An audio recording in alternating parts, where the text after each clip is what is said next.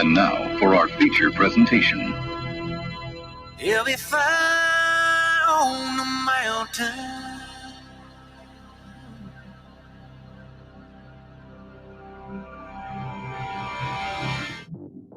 JB and Darren on the JB and Goldwater Show. Line drive right field, base hit. South Carolina wins the College World Series. Watson, touchdown. Hunter Renfrow. He got him, and it's all over. Coastal Carolina rules the roost. They win the championship. And South Carolina has won the national championship. The Senegal baseball team has done it again, but this time the Bulldogs beat one of the top teams in the country. They are giant killers. Get the ball advantage.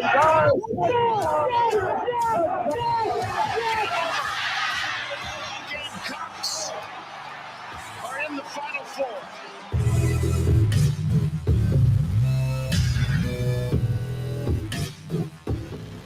Jamie's on his way, I promise. It wouldn't be JB and Goldwater without Goldwater screwing something up right as we come back from a one-day break.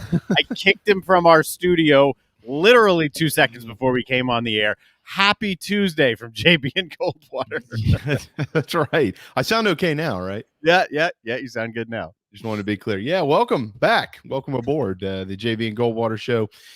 Live, loud, and online, and very proudly presented by Motley Rice, driven by Stokes Volkswagen, stokesvw.com. Motley Rice, of course, causes not just cases, motleyrice.com, jbandgoldwatershow.com for more on us. Share Healthcare chat lines are open and active, as Darren has already taken a peek at 12:02 here on this post-Martin Luther King Day Tuesday afternoon. Cold weather and snow and ice and everything else has moved its way through the state, and it looks like more could be coming this weekend and maybe in some here in our neck of the woods as well. So we're going to keep our eyes on that. For those of you that got snow, congratulations, because we certainly didn't. It was just cold, rain, and according to a lot of our local folks around here, might be something similar coming up starting on Friday or so. But I wish I could have played in the snow like many people that I know were able to do in the upstate and western North Carolina and places like that. I know, Darren,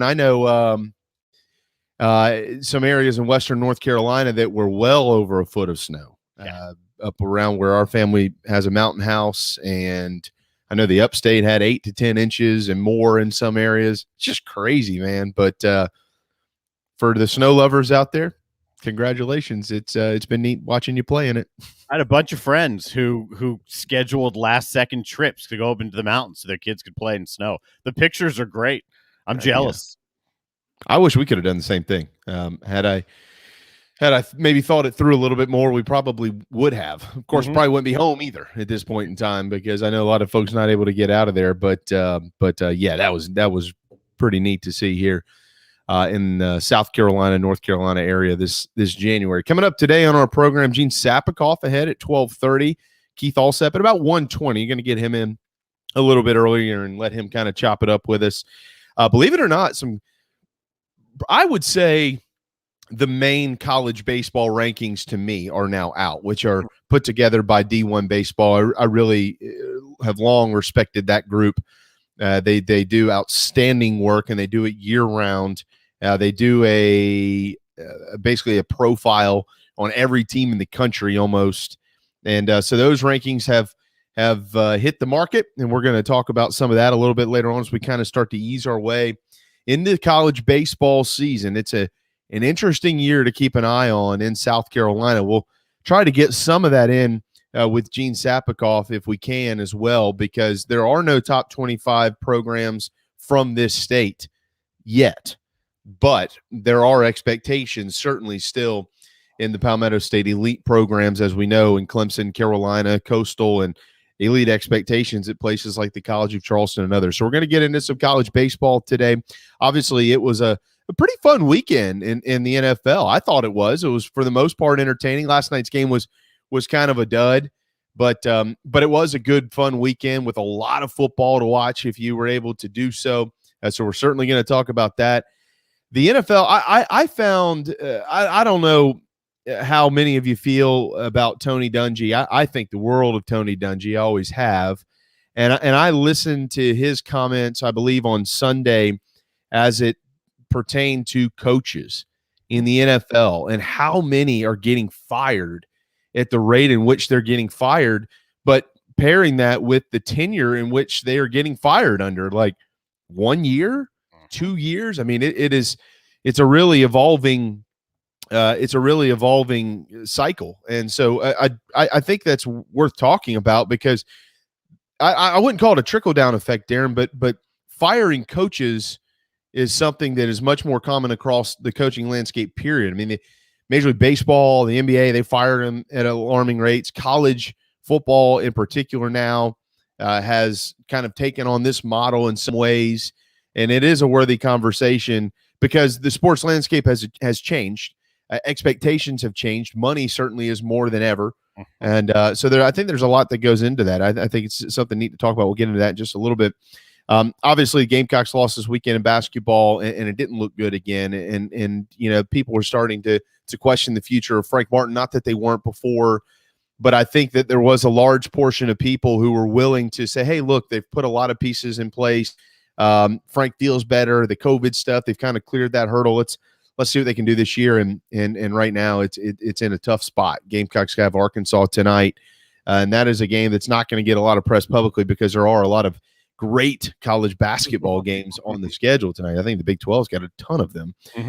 As a matter of fact, by the way, some real quick news to pass along. This is just incredible. Aaliyah Boston has just been named the SEC Player of the Week in women's basketball. Carolina did win on that side this weekend. It's her fourth time being named SEC Player of the Week this year, which is just outstanding. She is probably the best player in the country, and she just continues to shatter records at that level, Darren. But should be a good day around here. Anything that y'all want to pass it along, pop it in, and we will make sure that we can make that a part of our conversation. I see Nathan right there. It's gotten very bad for Frank. And Craig says, go get B.J. Mackey. Frank had his run. B.J. Mackey is currently an assistant coach at Wake Forest, but we all know B.J. Mackey's story. He was actually here in the Low Country at one point in time at Charleston Southern. He's been at East Tennessee State, and now he's in the ACC. There are a lot of people out there that there are clear connections to this program, guys who are in coaching who seem like logical candidates if there is an opening at South Carolina, which there's not. That's a discussion that is certainly long-winded because there's a lot that would go into it. It's a discussion that is going to be had for the rest of the year, and rightfully so. You can make a case that last year maybe kind of jumping the gun. There are a lot of other circumstances going on. I am not going to sit here and say a change has to be made. I will sit here and say if a change isn't made this year on the product on the floor, then a change is it's the right time for a change. The only word I kept coming back to when I was watching Saturday's game was gross. I said it out loud a couple of times watching it when I was talking with a couple of Gamecock fans as I was watching the game amongst a lot of college basketball that I've watched this weekend. But I was at Dog and Duck. It was one of them that we had up there. We kind of turned it into a sports book on the weekends. It was gross and it was hard to watch. And Florida's not a particularly good team. And the shot selection, the careless turnovers. I mean, save a small run in the second half, save that plus 18 minutes at Tennessee. And other than that, the last two games have been really hard to watch. And it's disappointing right now for the Gamecocks, even just simply in the time capsule of this year with the way they were playing early on. It was inconsistent, but you saw flashes. Right now, you're seeing a team going in the wrong direction. And I like what you said about tonight's game. I have a list of lots of games. That's on it as I do this show. I got to watch that game. Not because I want to watch the game, but I will. I'll be paying attention.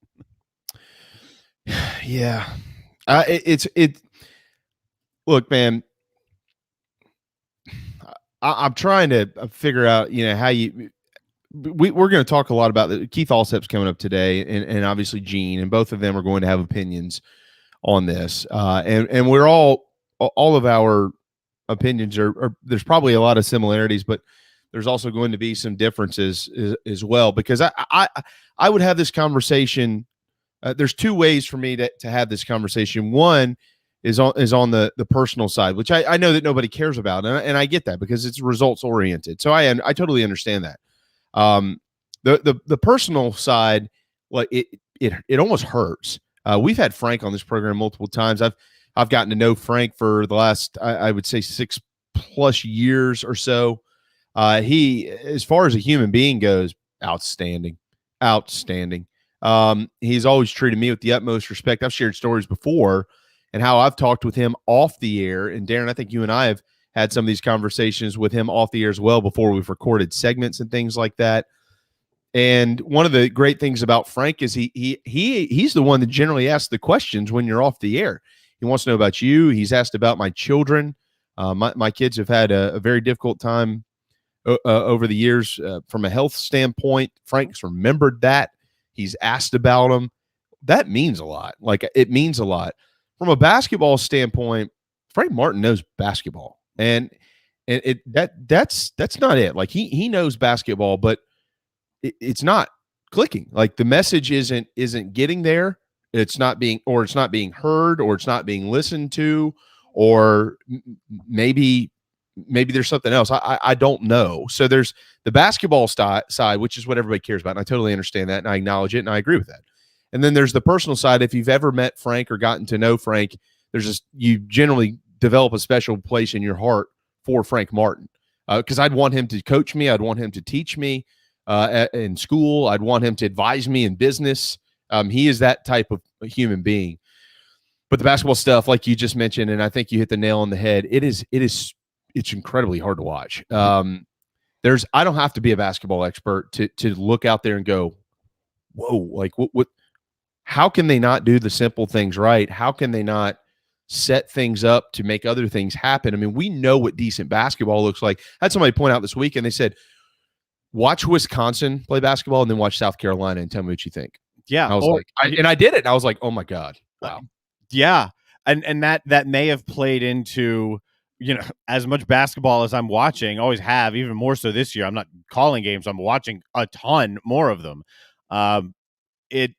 When you watch others and then you're watching South Carolina too, it's eye-opening. And what you said about Frank is true. And it's a profession where you have to separate that at some point. Again, I'm not sitting here and saying a change needs to be made. I am saying if there's not a change in the product on the floor this year, then that conversation is a very, very real conversation. He is a good coach. We know he's a good coach. The track record's there. It's not getting through. Whatever he's teaching, however it's being preached, for whatever reason, like there were flashes for a good couple of weeks. And maybe it's overreaction to a really awful half against Tennessee and then a mostly terrible full game against Florida back-to-back, and the turnover numbers that have been consistent. But it's going the wrong direction. So whatever's being taught, however it's being taught, there's a time the message gets stale for any coach. They all tell you, you're hired to get fired. And at some point, the guys in the locker room, for whatever reason, the message isn't getting through. Right now, these last couple of games, the message is not getting through. And if that doesn't change, this is going to be a really, really bad year. Yeah, and I agree with that. And to try to bring some reasonable side to this conversation, like I really would like to have, and we're going to speak with Debbie Antonelli this week, and maybe from a basketball standpoint, she can actually talk about the ins and the outs and the X's and the O's, because I'm always, instead of just being a guy who's on TV or on a radio or something like that, flying off with opinions and hot takes and stuff, to me, it makes more sense to try to be honest and to try to figure out the why of the questions that you're asking.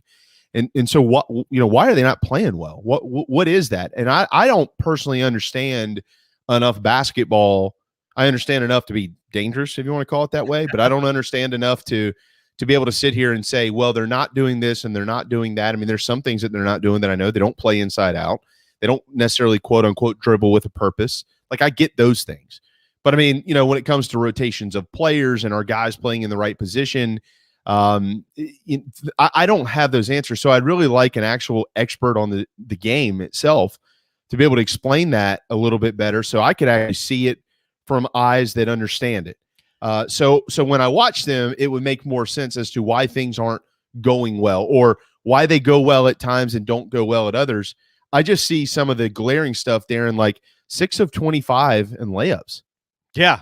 35, 40% from the free throw line. Like, that stuff, you just know, like, you can't miss layups and free throws and expect to win basketball games. And they took 26 more shots than Florida this weekend and lost by 8 points. I mean, I don't really understand how that works out. So I don't know the answer to the why question, but I do know what is happening, and it's not good. I think the answer you're going to get from a lot of people, because you can't really put a finger on it. It's disjointed. It doesn't seem like guys are necessarily out of position, but it seems like they're certainly not playing together. There are times, I mean, every instance of, here's an example of a team not playing together. 2 guys in the same area, guys standing still without the ball, guys looking around for someone to make a play, dribbling off your foot repeatedly, taking awful shots, contested or not, to just destroy a possession.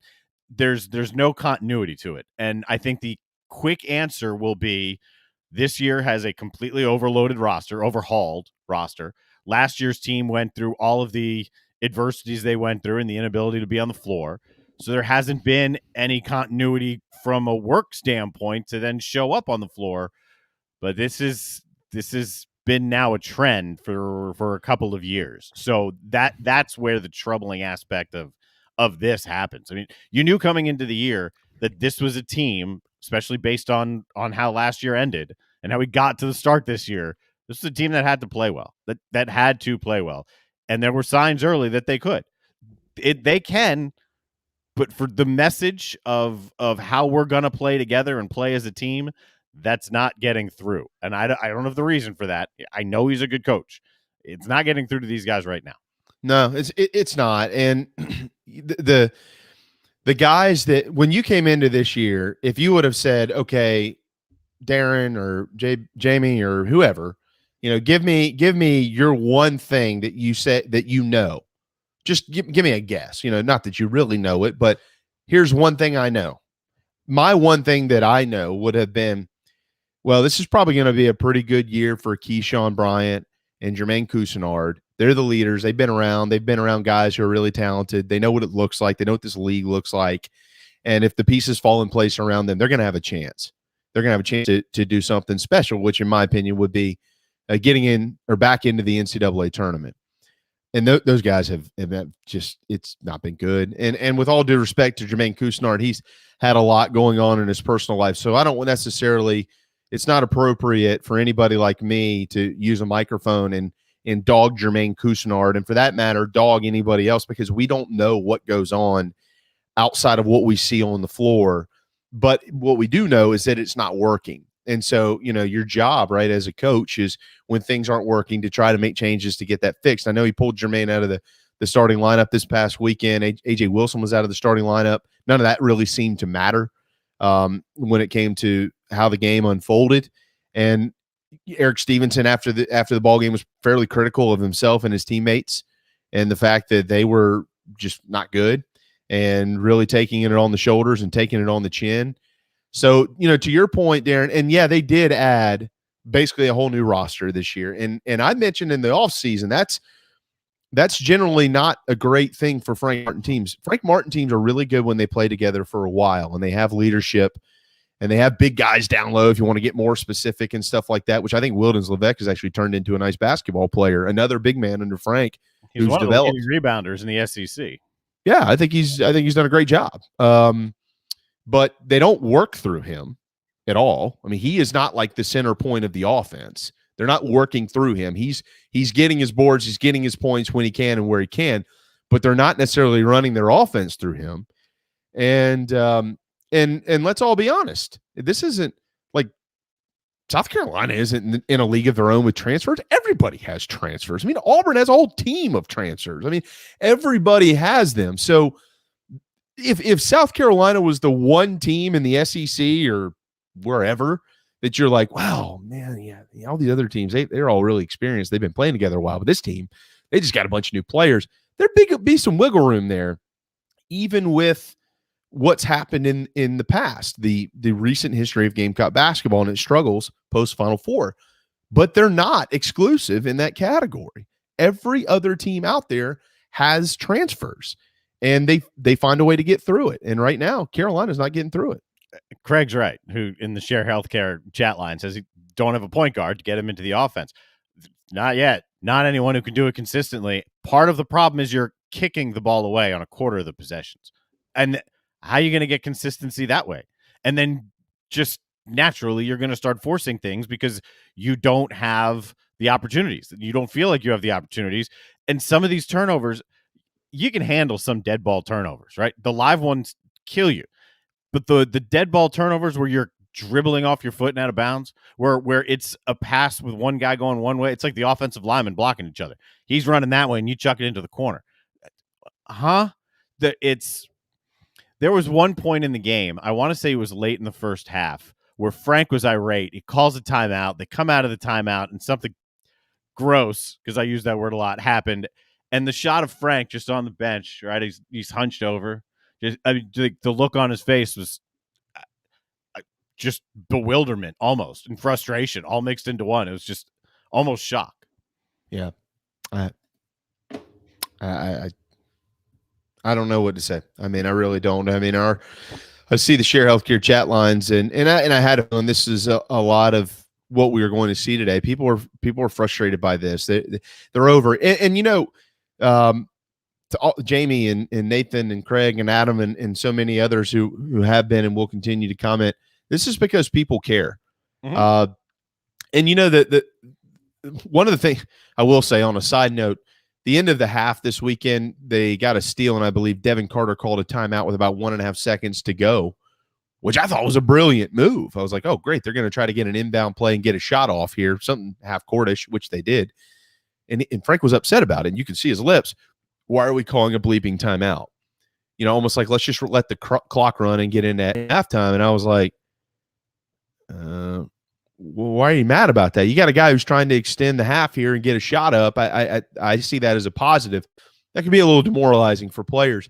With all that being said, Frank's done this his whole career. You know, how he acts on the sidelines and what he says to kids and stuff like that.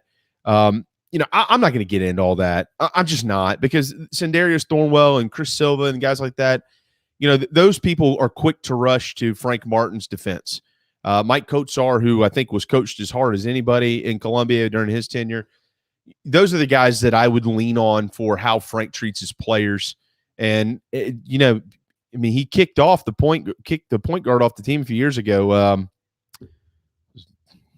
The lefty, who I forget his name now. Somebody's going to chime in just a second. And that guy had to leave the school, and he was still like, God, I love Frank Martin. I wish I could still play for him, but I screwed up. Rock Felder. Yeah. Rock Felder. And, you know, so I would lean more on the players when it comes to things like that. I'm not going to get into it. But with all that being said, the way that it personifies when you're losing is bad. Nobody cares about that stuff when you're winning. They're 10-6 right now. If they were 14-2, nobody care. Literally nobody would care. It would almost be a chuckle in your conversation. Yeah, Frank, boy, he's really getting on him today, isn't he?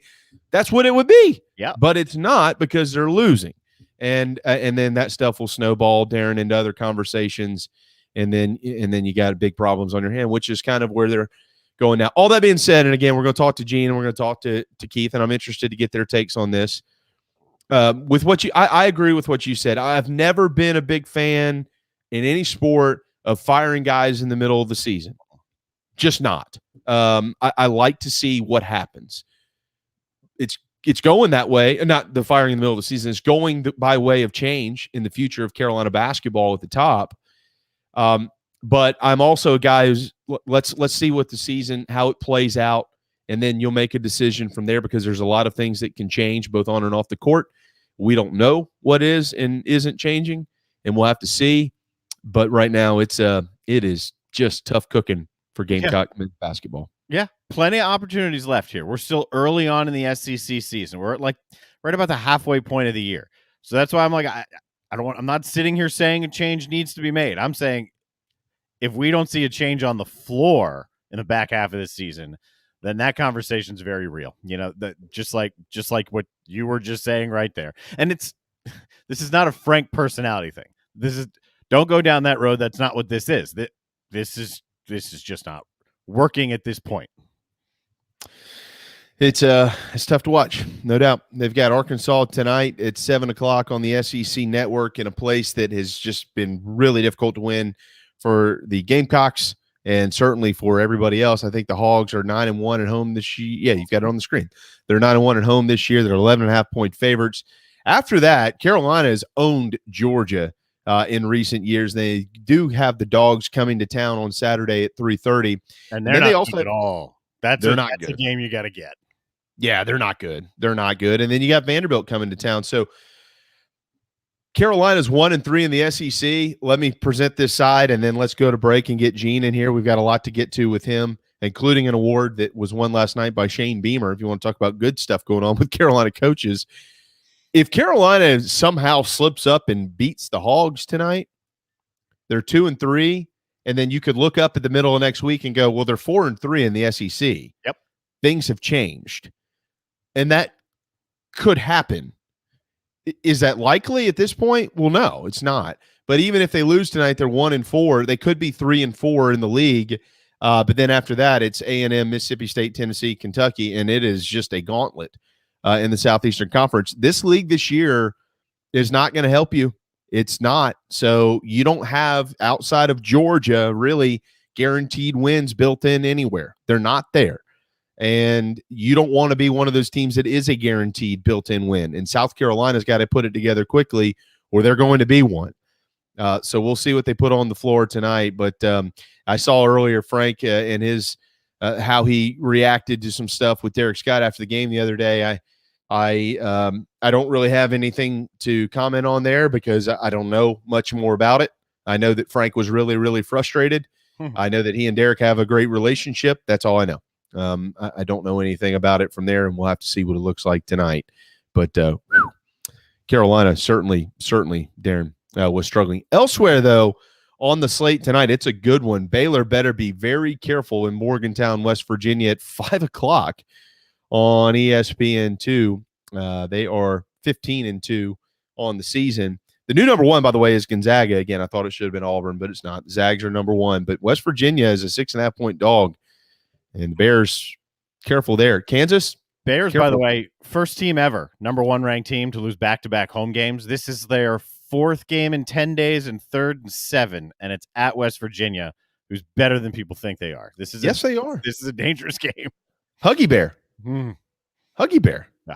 Yeah, come on, man. You don't bet against Huggy Bear. Big 12 tonight's got some dangerous stuff going on. 7:00 on ESPN. The Jayhawks are at Oklahoma, and they're 3.5-point favorites there. Watch out. Oklahoma looking to get even in the Big 12 at 3-3 if they can get a win. Elsewhere in the Big 12, Kansas State is at Texas. Iowa State in a top 25 matchup, 15th in the country. They're at 18th ranked Texas Tech, so that could be a really good one. The Big 10 has Wisconsin going to Northwestern tonight. And somebody knows something I don't know because Wisconsin's a top 10 team. Northwestern is not. They're 9-6, 2-4 in the Big 10. But the Badgers are only 2.5-point favorites there. Maybe we can go to our betting expert. Yeah, they just beat Michigan State, so they're getting at Michigan State. So there's probably a bump in the line right there for recency, if I had to guess. Well, then careful, I guess. And then there's some that think careful here. Tennessee hanging on by a thread in the top 25, but they got to go to Nashville tonight in a great rivalry in the SEC at 9:00 on the SEC network, where the Vols are just 6.5-point favorites at Memorial Gymnasium. So that is what your slate looks like in college basketball in noteworthy games. All right, I got to take a break. When we return, Gene Sapakoff right here on the JB and Goldwater Show, driven by Stokes Volkswagen.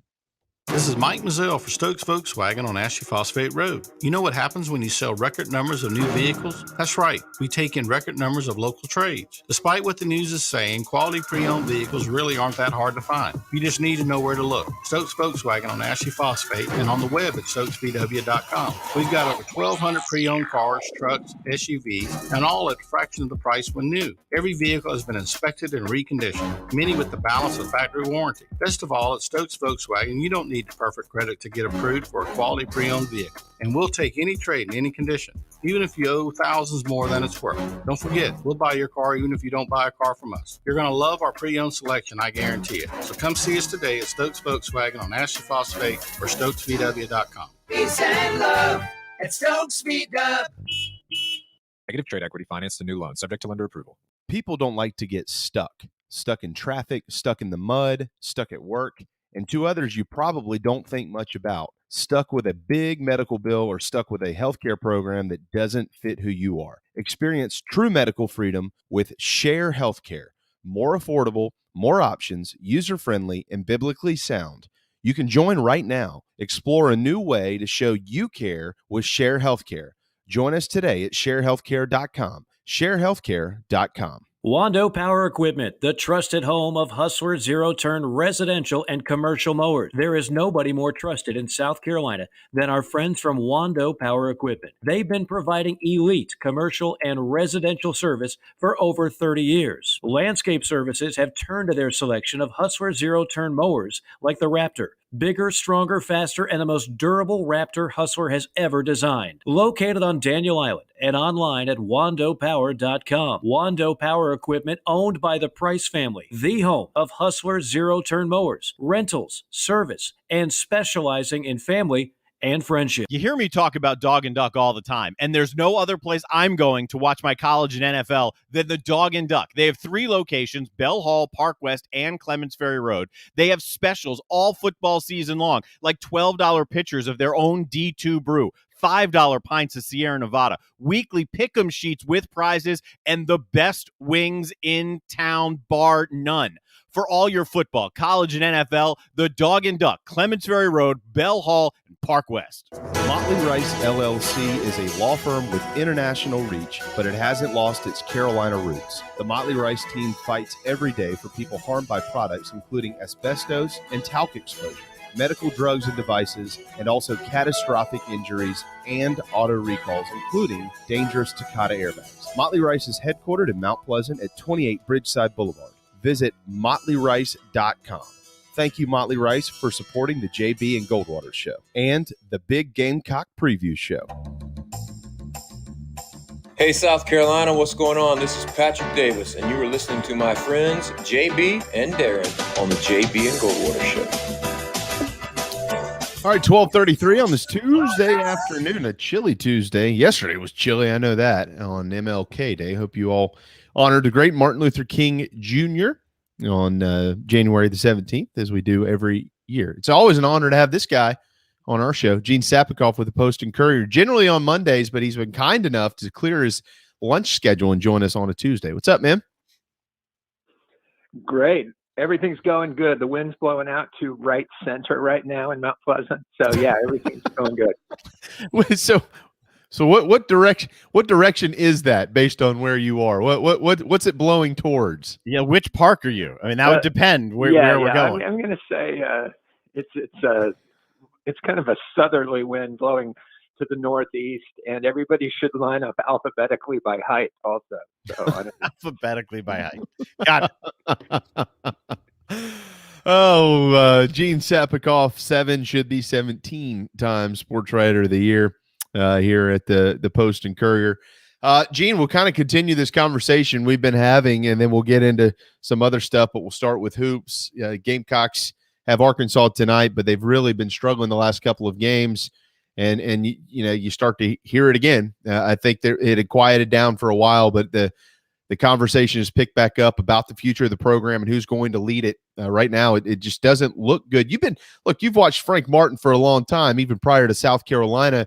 We know how he coaches. We know what his teams look like, and it certainly just hasn't looked like that in the last couple of ball games. So, your thoughts on where they are at 1-3 in the ACC to start 10-6 overall? Well, on the one hand, it's really baffling because, like, you look at the Florida game, the guys that just weren't there for him were the veteran players.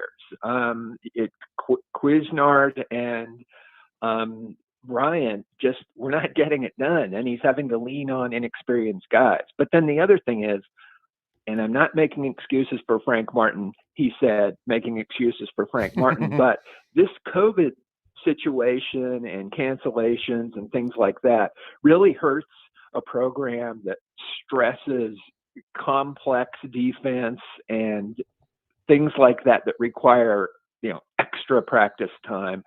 And to have so much disruption, injuries, things like that, I think reflect in what's gone on with the Gamecocks. When they can get some consistency and practices together, they should be good. Now, in theory, they should finish way stronger than they started. And we just haven't seen a lot of evidence of that lately. So I think they're obviously going to have to pick it up here over the next few weeks, particularly at home. But obviously, they've got to steal a couple games on the road. There's no doubt about it. Yeah, Gene, this league now, it hurts and it helps you. And it now truly helps you if you're a fringe type basketball program. At the end of the year, you've got 18 or 19 wins. You have a strong chance of, depending on what that looks like, of getting into the NCAA tournament. Obviously, you got to do what you need to do in the league, which would probably be 500 or better. But there was a time not too long ago where even 11-7 in the league wasn't good enough to get you into the dance. But that's just not true anymore. It's a good league. It's one of the two best leagues in the country right now, I'd say, alongside the Big 12. Maybe give the nudge a little bit to the Big 12 at this point in time. But nonetheless, that's where it can help you if you can do your part. But where it can hurt you is those 10 or 11 wins aren't just sitting there anymore. You actually have to go earn them. There's not a layup out there, maybe with the exception of Georgia. South Carolina certainly wants to stay out of that conversation. So this conversation that we're having is a little bit different from years past because, as you mentioned, generally under Frank, they start to kind of figure things out and they play at least decent basketball through the league. But this year's league is much more difficult than it has been. Yeah, you've seen guys like Reese and both the Carters and Stevenson really come through at times. But like you just mentioned, the depth of the SEC, which, it's better than the Big East right now, which is saying something and maybe not as good as the Big Ten. But here's a barometer situation to look ahead to. I think it's next Tuesday or Wednesday. I think it's Tuesday. They've got Vanderbilt coming to Columbia. Vanderbilt's no pushover. They've been playing better than people thought. Jerry Stackhouse has done a pretty good job there. And I'll tell you who's really helped out with how they've played fundamentally is assistant coach Ed Conroy, former head coach at the Citadel, and Francis Marion, well known around here. So that's a must win. That's going to be a must win for the Gamecocks.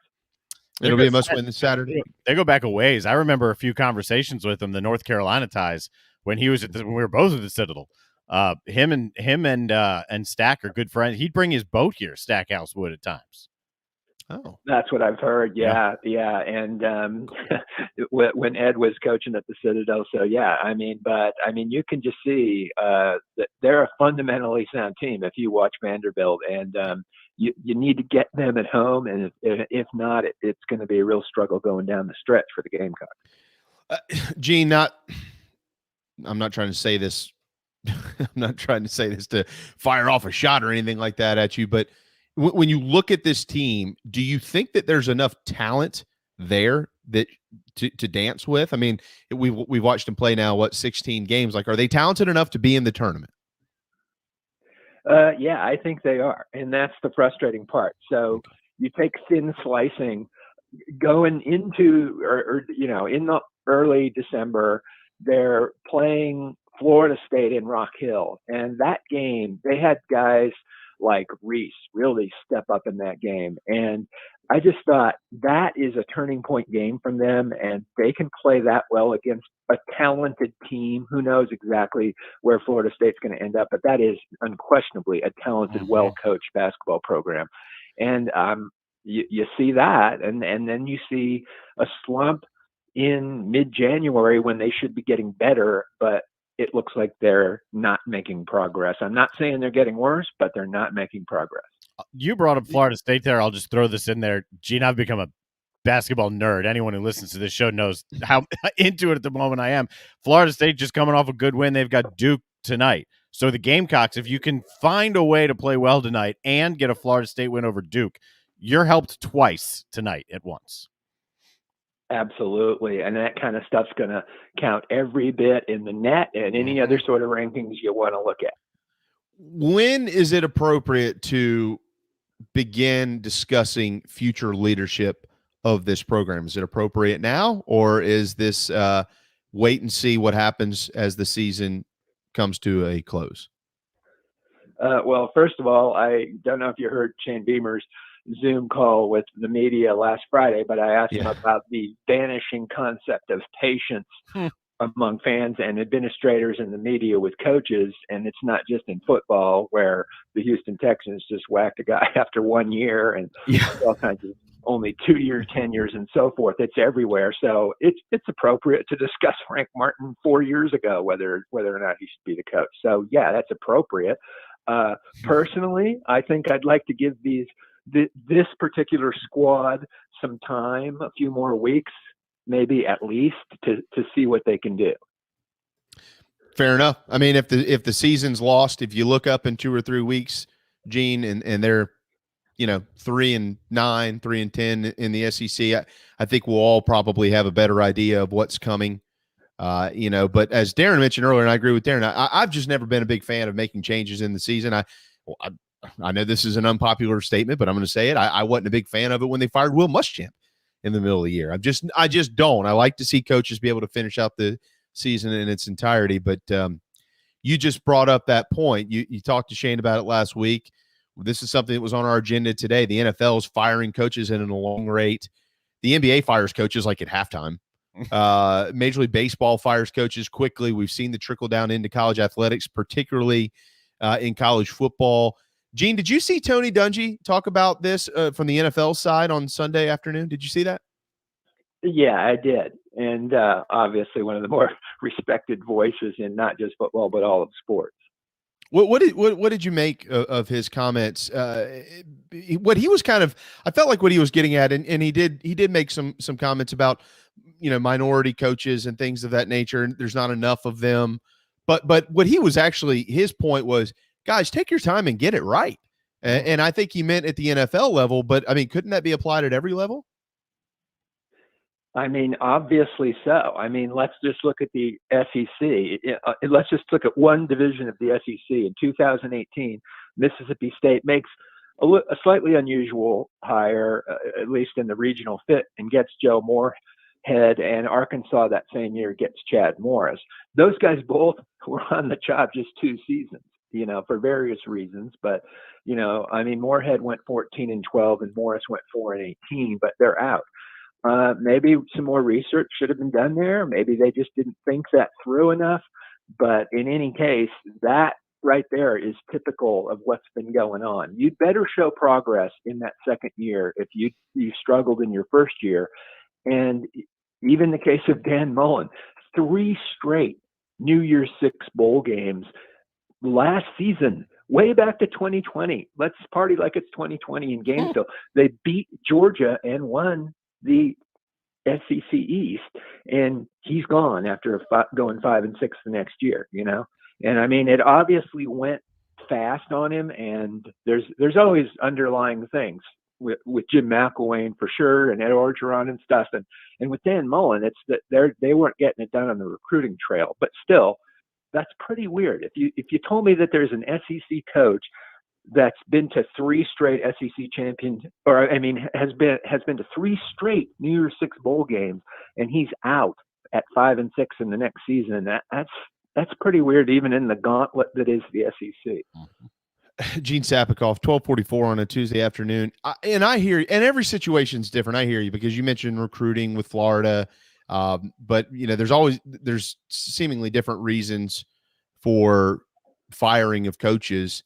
But is there something that's more glaring than others? Is there something that you would point to more than some of these other reasons as to why this timeline has sped itself up to so much? Is it is it the public having more access to information? We see who's coming in the program, who's leaving the program. Everything's kind of out there with social media now. Is it money? What is it? Well, in one word or one device, it is the iPhone.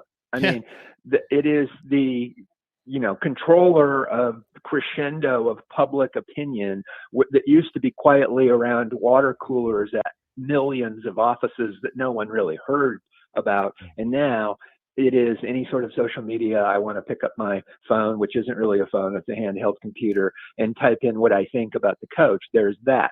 But there's also the intense competition for the entertainment dollar that is divided by not just sports, but all sorts of non-sports things. Look at the dilution of the impact of network television from when not just we were kids, from 15 years ago or something. I mean, you're not going to have shows like Seinfeld anymore. I mean, they just don't have impact like that on network television with all the other options.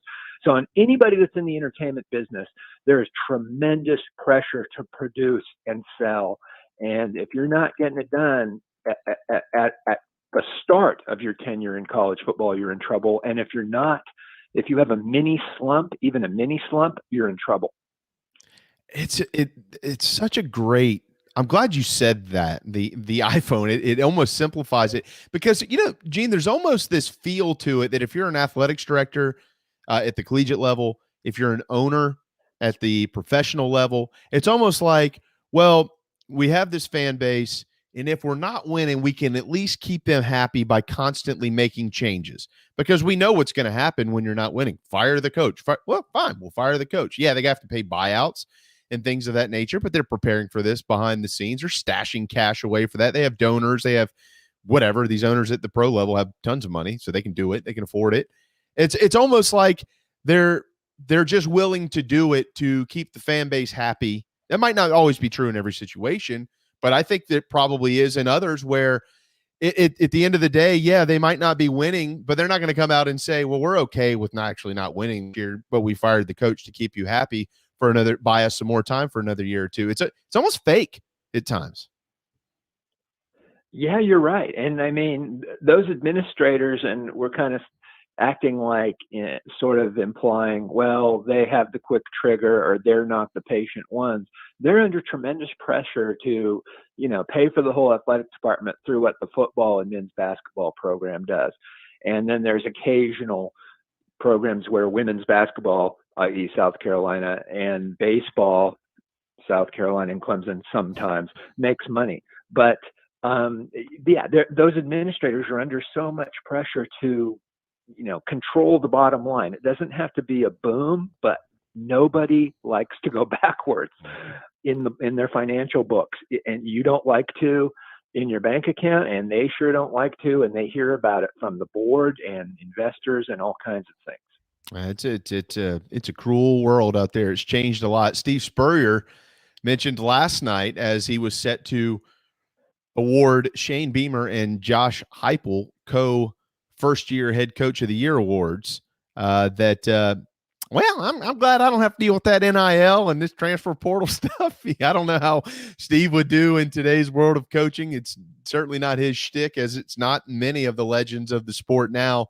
But I bring that up because Shane Beamer and Josh Heupel did co-win that award, and I believe it was Gus Malzahn that finished right behind them, Darren. So Shane Beamer's not in jeopardy of getting fired anytime soon. He probably a very deserved award for him last night. Not probably, it was. How you pair that with what this train of momentum that is running through Columbia right now, the wins, the bowl win, the kids they're signing, season tickets are going up and through the roof. There's energy, and now he's been named a national coach of the year. What do you think? What type of cherry is that on top of that sundae?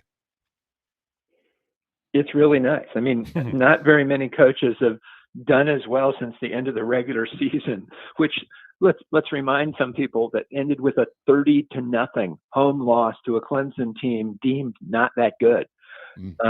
I know they did have a 10-win season. I don't think they, were one of the top 10 or 12 or 15 teams in the country, though. But yeah, 7-6.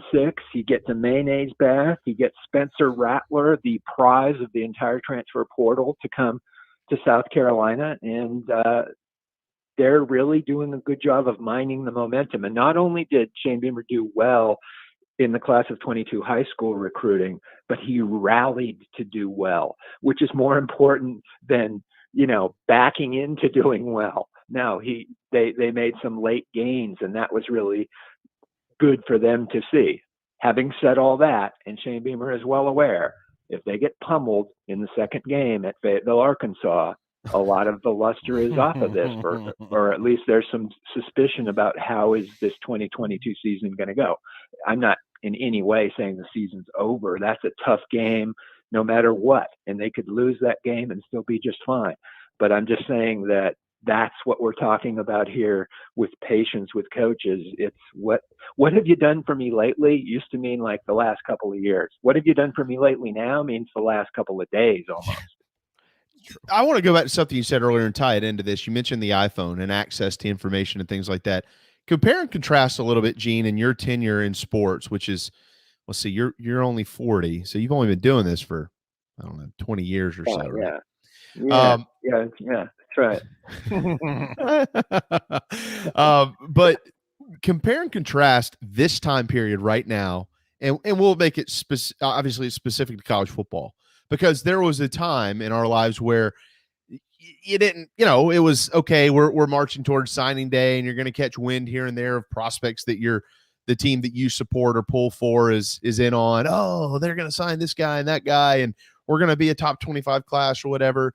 And now you literally know everything. You know what kids are visiting.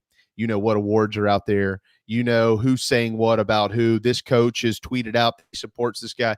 This time period now in January, mid-January, which seemingly used to mean nothing in the world of college football, it compare and contrast how it used to be to how it is and how valuable it can be in trying to build or in trying to maintain your football program. Well, I think that it's tremendously valuable, and the coaches that are able to use the data and adjust to the new analytics and things like that are the ones that are going to succeed. And those that are first usually prosper. And if you're late to the party, you're going to suffer, because while there is lots of more great information out there, and you can, like you just said, so I'm not going to repeat it because you said it so well, Jamie, but there's always still going to be relative success and failure. There's going to be winners and losers in that. In your conference, in your division, on your schedule, there's going to be teams that did the best at that, did the worst at that, and that are in the middle. So one thing is this transfer portal, these coaches, they were ridiculously busy, a college football coach before the transfer portal. Now it's really almost insane. I mean, I don't know how, especially, I mean, even if you are one of the top programs like Georgia or Alabama, and maybe you have 2 or 3 spots to fill, it's still, for everybody else, it's ridiculous how much they have to work to try to gather all the information and make the right decisions. All right. So with you saying that Hunter, this is amazing. Clemson has been just, I don't want to say against, but they just have not utilized the transfer portal. It just hasn't been part of their model. But Coach Sweeney has come around to it, and in typical fashion, they signed a guy out of the portal that they've already had, and Hunter Johnson, former quarterback there, who's working on his 6th year. He stated openly, "Hey, I'm not coming in and taking anybody's job. I'm just here to help." All right. Is Clemson, did they, where do you think they are in the middle of all this? Their signing class right now is not even close to the standard that Clemson has set for itself with signing players. Obviously, they lost a lot of players when they lost coaches. You've got a column out of a few days ago about how they've signed more coaches who are Clemson guys than basically anybody else out there. And now they're getting into the portal. Are they late to the party? Do they have ground to make up? I mean, they continue to say things like, well, we're still Clemson. Where do you think they stand in today's world of football, this time period, compared to those that surround them, and how long they have been already doing the things that Clemson is just getting into? To sort of try to answer that, they think they're not late to the party. That for all last season and this season, they've had careful evaluation of the portal, have identified candidates, have just not gone after them very much. And I think you said that, yeah, they're kind of into the portal now. I don't know. I mean, Hunter Johnson came in sort of like Zeb Noland. He wanted to be a grad assistant coach, and Dabo has talked him into actually being a 6-year player. So that's like putting your little toe in the shallow end of the transfer portal. And they did go after a guy, offensive lineman, that was going to leave Louisiana. He ended up going to Florida for pretty good reasons. That's where his former coach Billy Napier is. But I think Clemson's going to suffer from this. I've written 2 or 3 columns about how that really hurt him last season. Who knows what could have happened had they gotten a couple offensive linemen and a slot receiver. And I think they should be significantly more aggressive in the transfer portal this year. I think the over-under on really good, solid transfers, and no knock on Hunter Johnson, but he does not qualify as that, should be like 4.5 or something for Clemson. Yeah, it's obviously it's wait and see, but I mean everybody's using the portal. Jim Phillips, the ACC's commissioner, basically came out last week and said the ACC is against expansion. What did you make of his comments and the league's stance on, at this point in time right now, not being in favor of expanding the college football playoff? Everybody's kind of trying to assess where they stand and what's going on. I mean, Bob Bowlesby and Greg Sankey kind of going at each other, Bowlesby being the commissioner of the Big 12. But I still think eventually it's going to go to 8 or 12. And in any model, that the SEC is going to come out on top and in good shape here.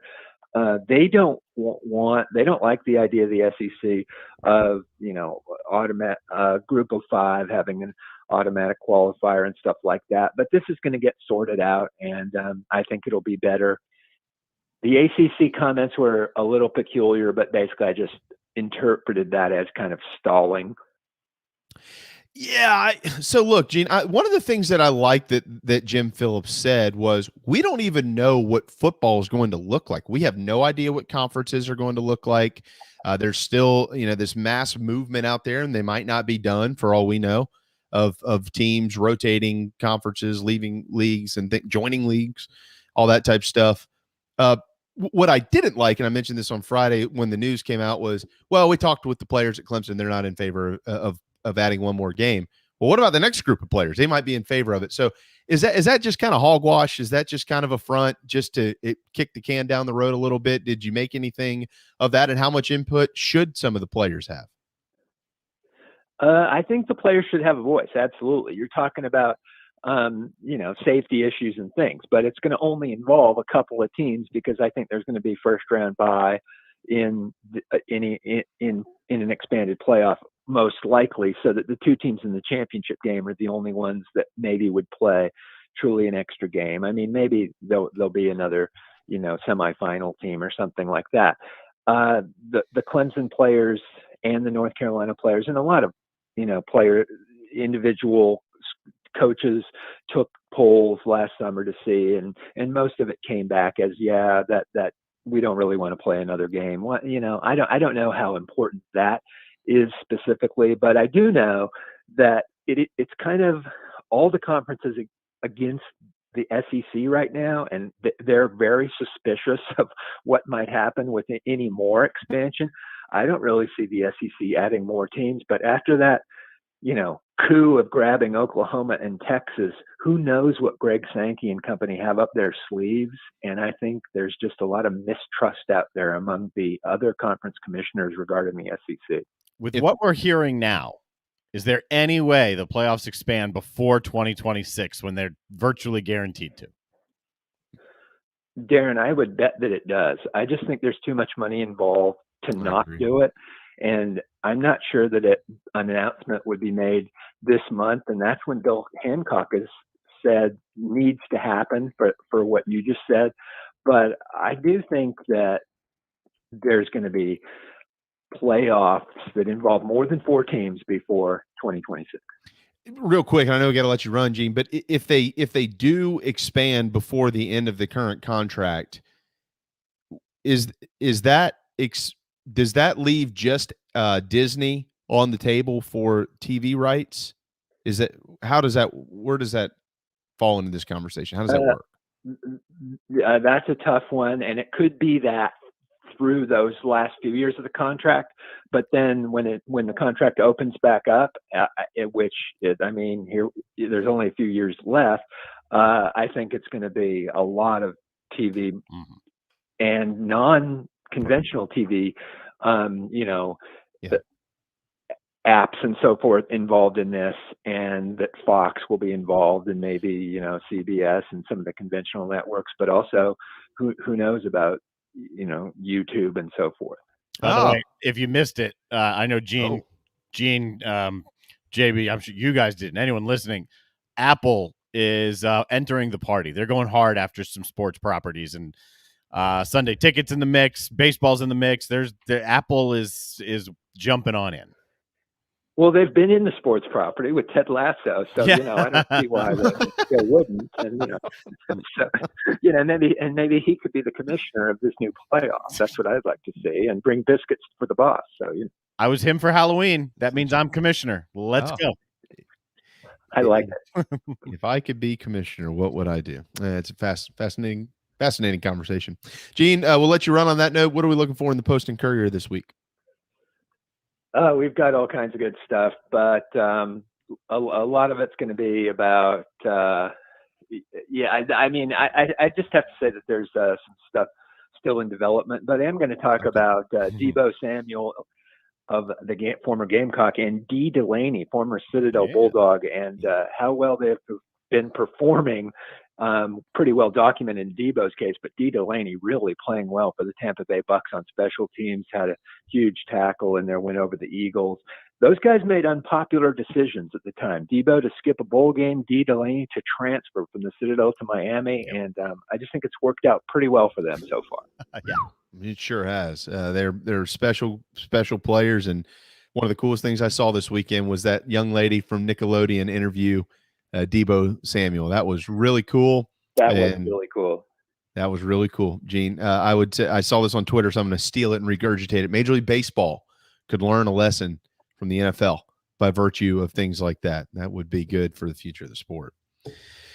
All right. We'll let you run. Stay warm and stay dry later on this week, Gene. We'll see if the ice comes to the low country.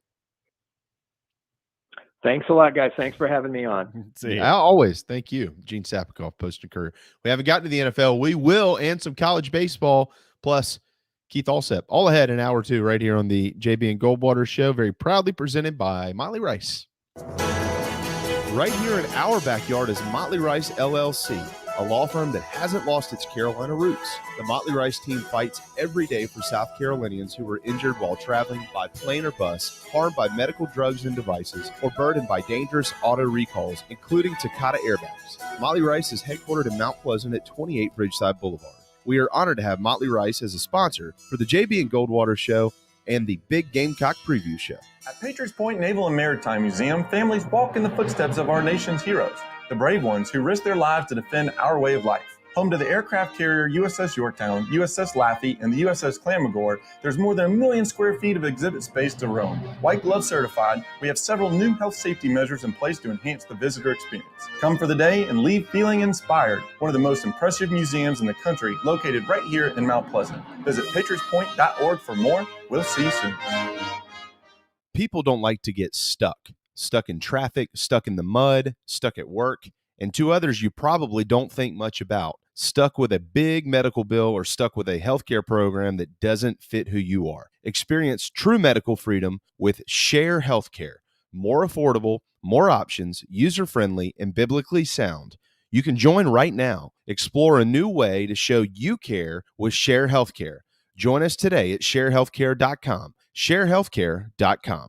This is Scott Glaze, head golf professional at the Links at Stono Ferry, located on the outskirts of Charleston, South Carolina. I'm inviting you to tee it up on one of the most scenic and challenging courses in the Low Country. Our back 9 is highlighted with 3 holes that border the Intercoastal Waterway.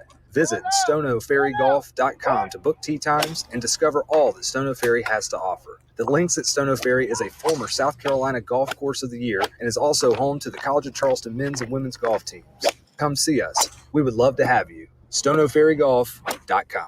Family vacations, a new car, a new boat, all cost money, but you don't necessarily have to make more to afford any of that if you can save cash that's flying out the window now. iHelp Consulting can help you finally get the kids to Disney World, upgrade the minivan, or drop that new boat in the water next summer. Let Daniel and iHelp Consulting consult with you. No fees, just savings. You pay them a percentage of those savings. Save on essential services, credit card fees, you name it. Let them find it. These folks are incredible. iHelpConsulting.com. How can I help you?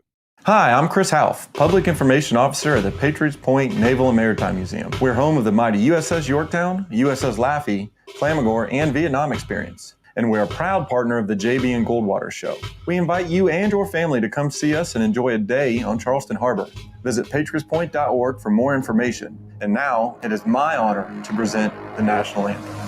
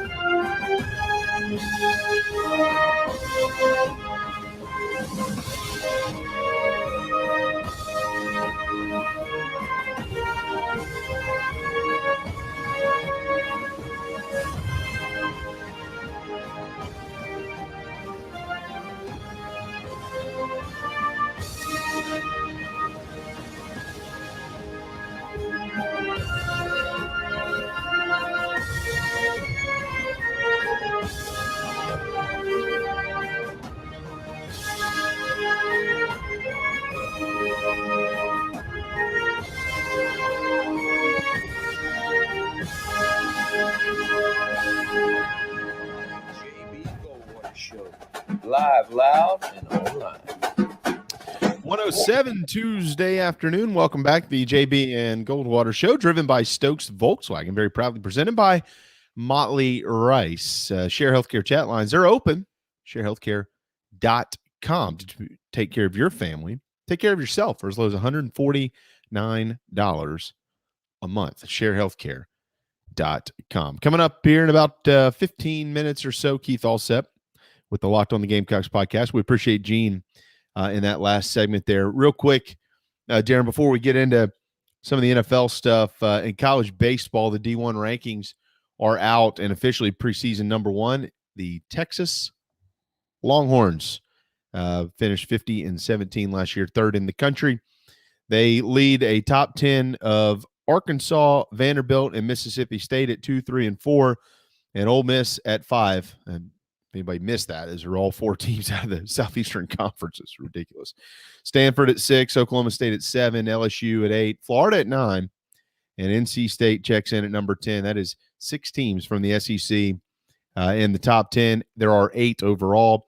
Florida State at 11, East Carolina at 12, Notre Dame at 13, Texas Tech at 14, Arizona at 15, Georgia at 16, TCU at 17, Oregon State 18th in the nation, the Tennessee Vols 19th, and UC Irvine, the Anteaters, coming in at number 20.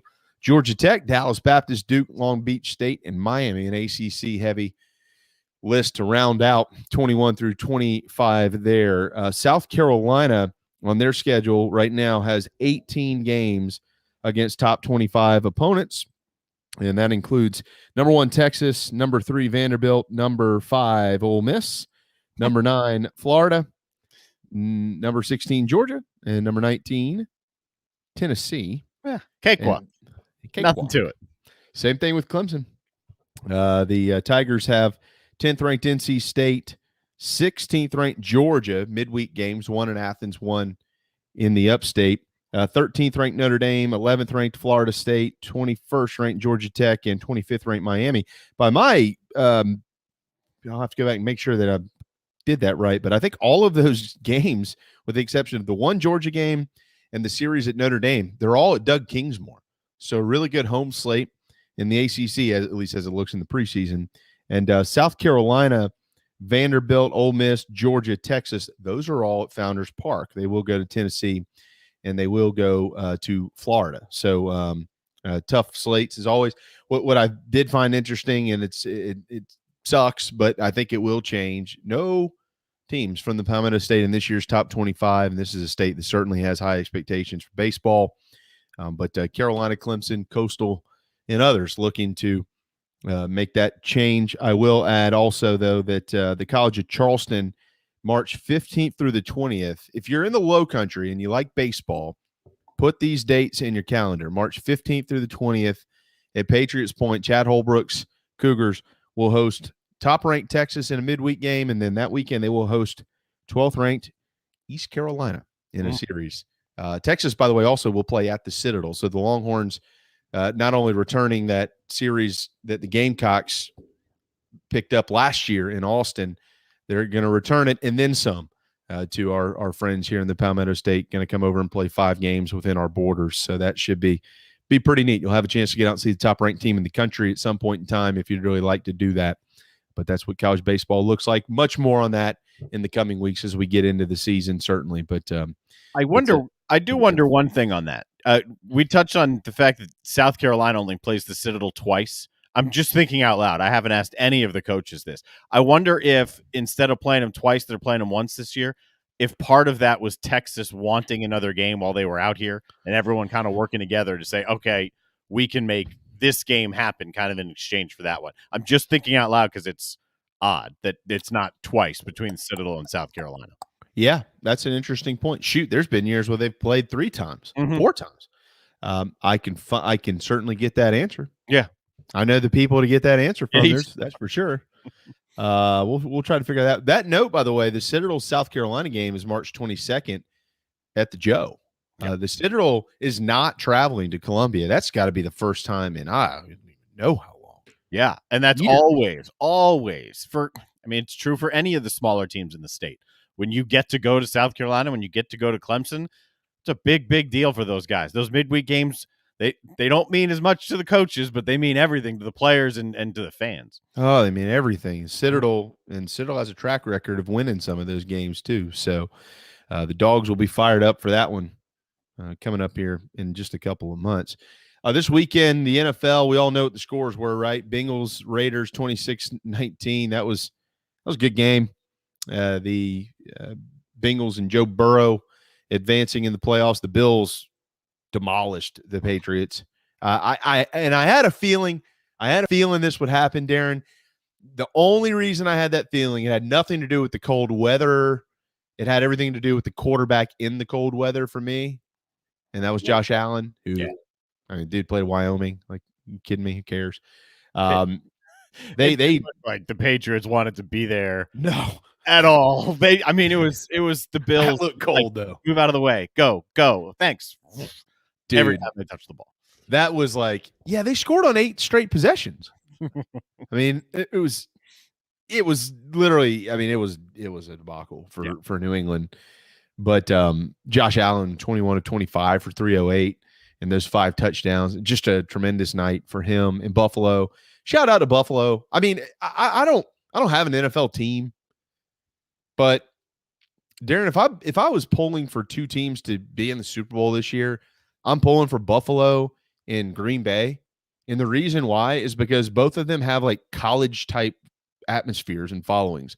I mean, Green Bay, Wisconsin, Buffalo, New York are unlike what pretty much every other team in the NFL, right? Everywhere else is like a major market. I mean, there's no other team in Green Bay. I mean, Buffalo has the Sabres in hockey, but outside of that, I mean, there's really nothing else in Buffalo. There's not a baseball team in Buffalo. I guess you could include the Blue Jays from time to time now, but there's no basketball team. They just have these rabid fan bases that are just always hungry, and they're just always, I feel like it's a college atmosphere. So screw it. Buffalo, Green Bay. There's a lot of irony in that because A, I agree with you, but B, one of the worst fan bases this year has been the Rams, right? There have been many instances when the Rams have not had 50% of the crowd at their own game. If the Rams win this week and the Patriots lose, and then the Rams win next week, they will host both the NFC Championship and the Super Bowl because that's where it's being played. So you've got two awesome fan bases here, and then one that's been roundly and correctly criticized here. This is the one that could possibly host an NFC Championship game and the Super Bowl if they win out and if Green Bay loses. And then they'll have none of their home fans there. They'll be used to it. Did we see Big Ben's last game? Yeah. God, I hope so. And he alluded to it too. I mean, another one that wasn't pretty. The favorites did really, really well. I mean, they dominated. They pushed teams around. The only one that didn't dominate, well, two, right? The Cowboys, who obviously lost, and then the Bengals, who pulled away and got some help and benefited from that. But yeah, that was Ben's last game, man. He's done. I hope so. Salute to a hell of a career. Hall of Famer. I mean, he's a Hall of Famer. He's probably a first ballot Hall of Famer. The Cowboys game is getting all the attention because of what happened at the end of it. Pretty ridiculous that it happened. I mean, look, it was a boo-boo. That's all it was. It was an in the moment boo-boo. I mean, I get it. You know, Dak Prescott is going to be criticized. Mike McCarthy is going to be criticized, rightfully so. I mean, they make huge mistakes there. Pretty poor play call, very poor decision to pick the ball up and hand it to his center. It was an in the moment boo boo is what happened. I would imagine if any of us were in that spot, we probably could have made the same mistake. Although you don't see the mistake made really ever, except for then. Yeah, and it was the Cowboys, and so naturally it's grown legs of its own. Darren, big mistake.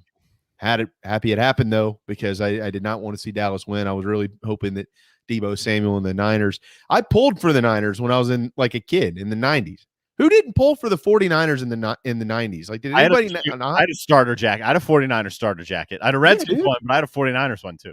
Didn't everybody it was cool to pull for San Fran. It was cool to pull for Green Bay because of Brett Favre, or whatever they saying something about Mary. Brett Favre. Always had it in me anyways because Robert Brooks and Sterling Sharp went to South Carolina and then they went to Green Bay. So I love that. But I mean, San Fran was cool. And I feel like there's some cool swag back in San Fran with Shanahan. Deebo is clearly one of the best players in the league in the world. Jimmy G is interesting.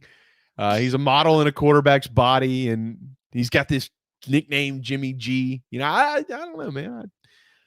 I don't know if they're good enough to make a run or not. I mean, we'll have to see. But I think they got to go to Green Bay. That's step now 2. And were you surprised though by the line? It's only 6. I think a lot of it is okay. A little bit more belief in San Francisco because they beat the Cowboys there. Because that was a mistake, but the Cowboys didn't play well. That was a fall flat on your face moment for Jerry Jones and that franchise. They're getting rightly criticized for where they are right now. Are they going to fire Mike McCarthy? I don't know. I don't think so, but I don't know. I'm not sure if they've 100% said no to that yet. I don't think so. But am I surprised at the line? Yeah, it could move, but that's a big line too, especially in the second round of or divisional round of the playoffs. Most of them are that or lower this weekend, whereas the last week they were bigger. Well, they are. Yeah, 3.5 Titans over the Bengals right now. 6, as we just mentioned there. Mm-hmm. The Bucks are 3-point favorites against the Rams. That was kind of interesting as well. And the Chiefs are 2-point favorites against the Bills. I thought that Packers line would be just a couple of points higher. I thought it'd be maybe 7 or 8, but it's 6. Could get there. Yeah. Green Bay hasn't lost at home all year. Yep. And that was kind of, but I mean, that doesn't mean the line shouldn't be 6, but they generally play pretty well at home. This is going to be a good week. This is going to be a good week for the NFL. I all of these matchups, there's something intriguing in every single one of them. I don't know. Keep an eye out for the Bengals. The Titans aren't exactly a titan of a number 1 seed.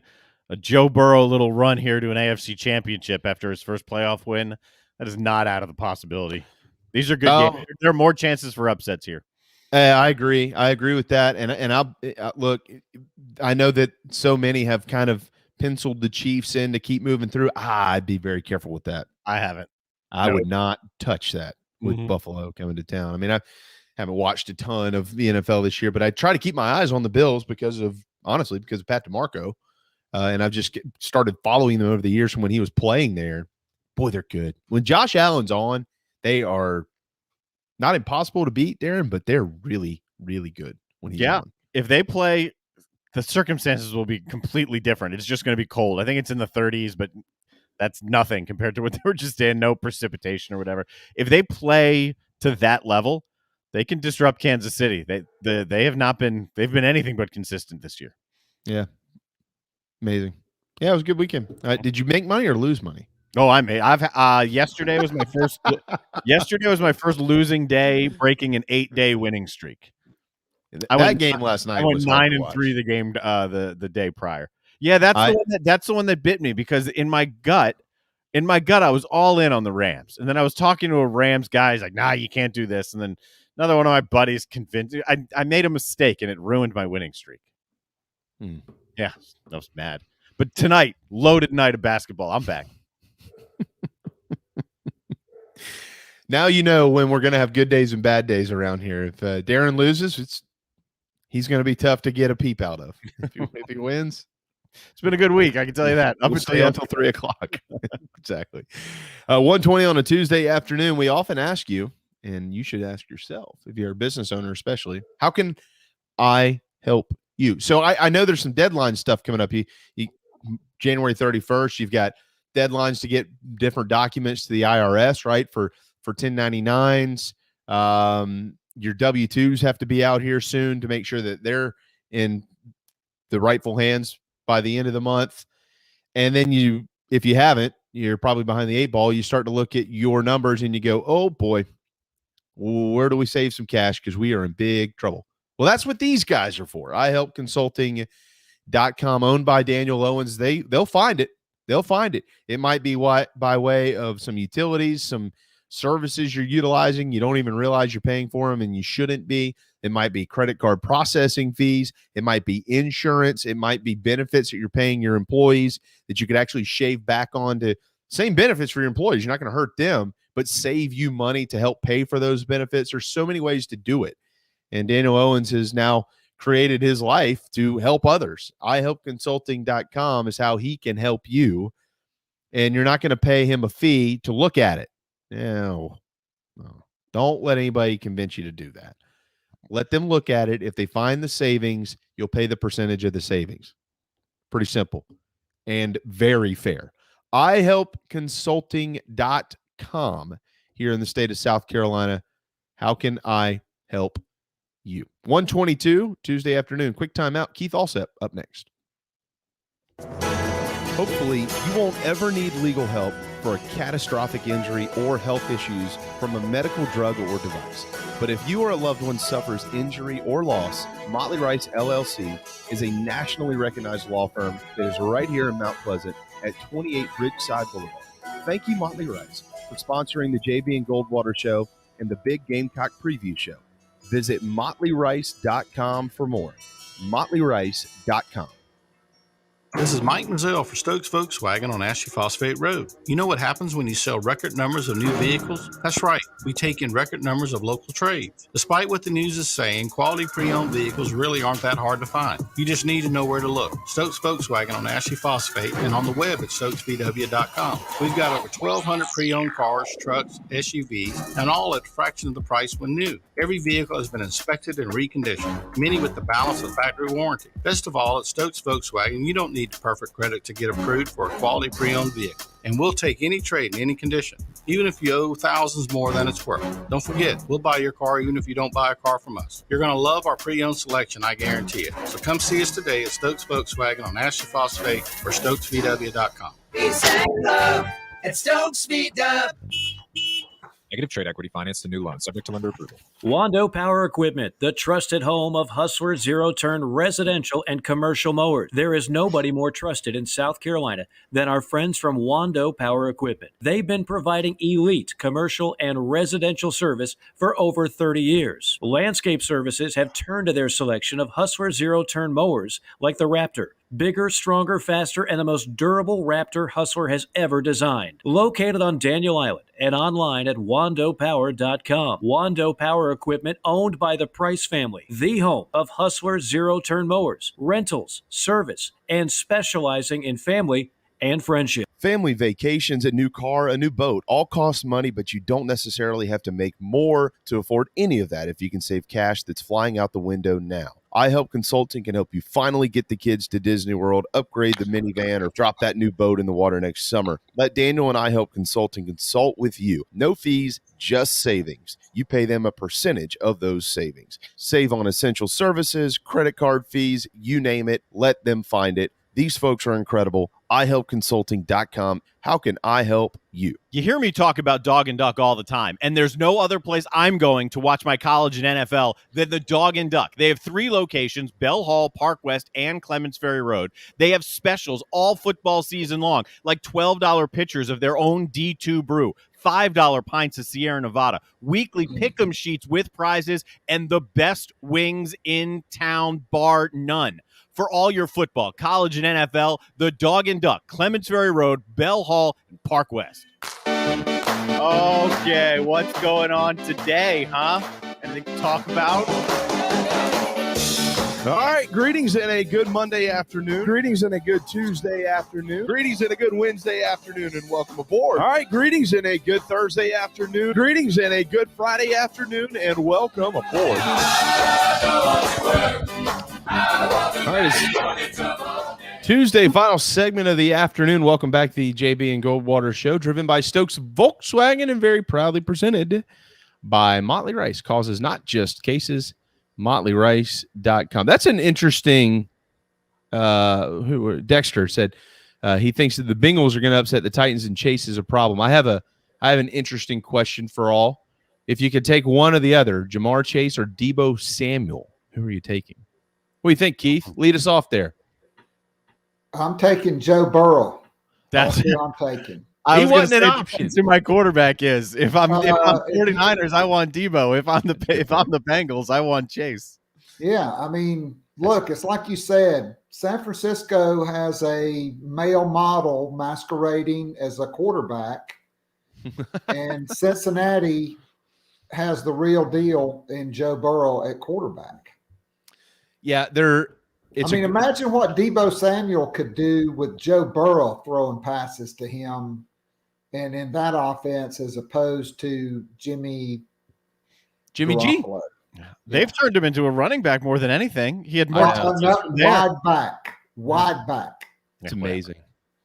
It is so neat to see that in the NFL, honestly, because it's not traditional, right? And the NFL has, Keith, you know this, has more evolved itself into college offenses than vice versa. Like, you're seeing great minds in the NFL take some of what is coming from college, but they're better, smarter minds, and using it to their advantages. What Deebo is doing is something. He is special.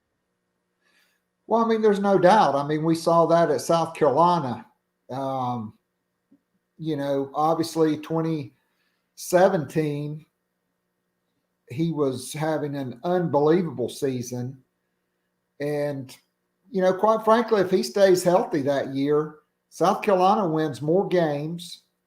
And I think he could have possibly even entered into the Heisman Trophy conversation. That was his best year. Then, 2018, he comes back and he's, goes bonkers again. But you just have, inconsistency on offense. You had two NFL in 2017, you had two NFL running backs, Tyson Williams and Rico Dowdle.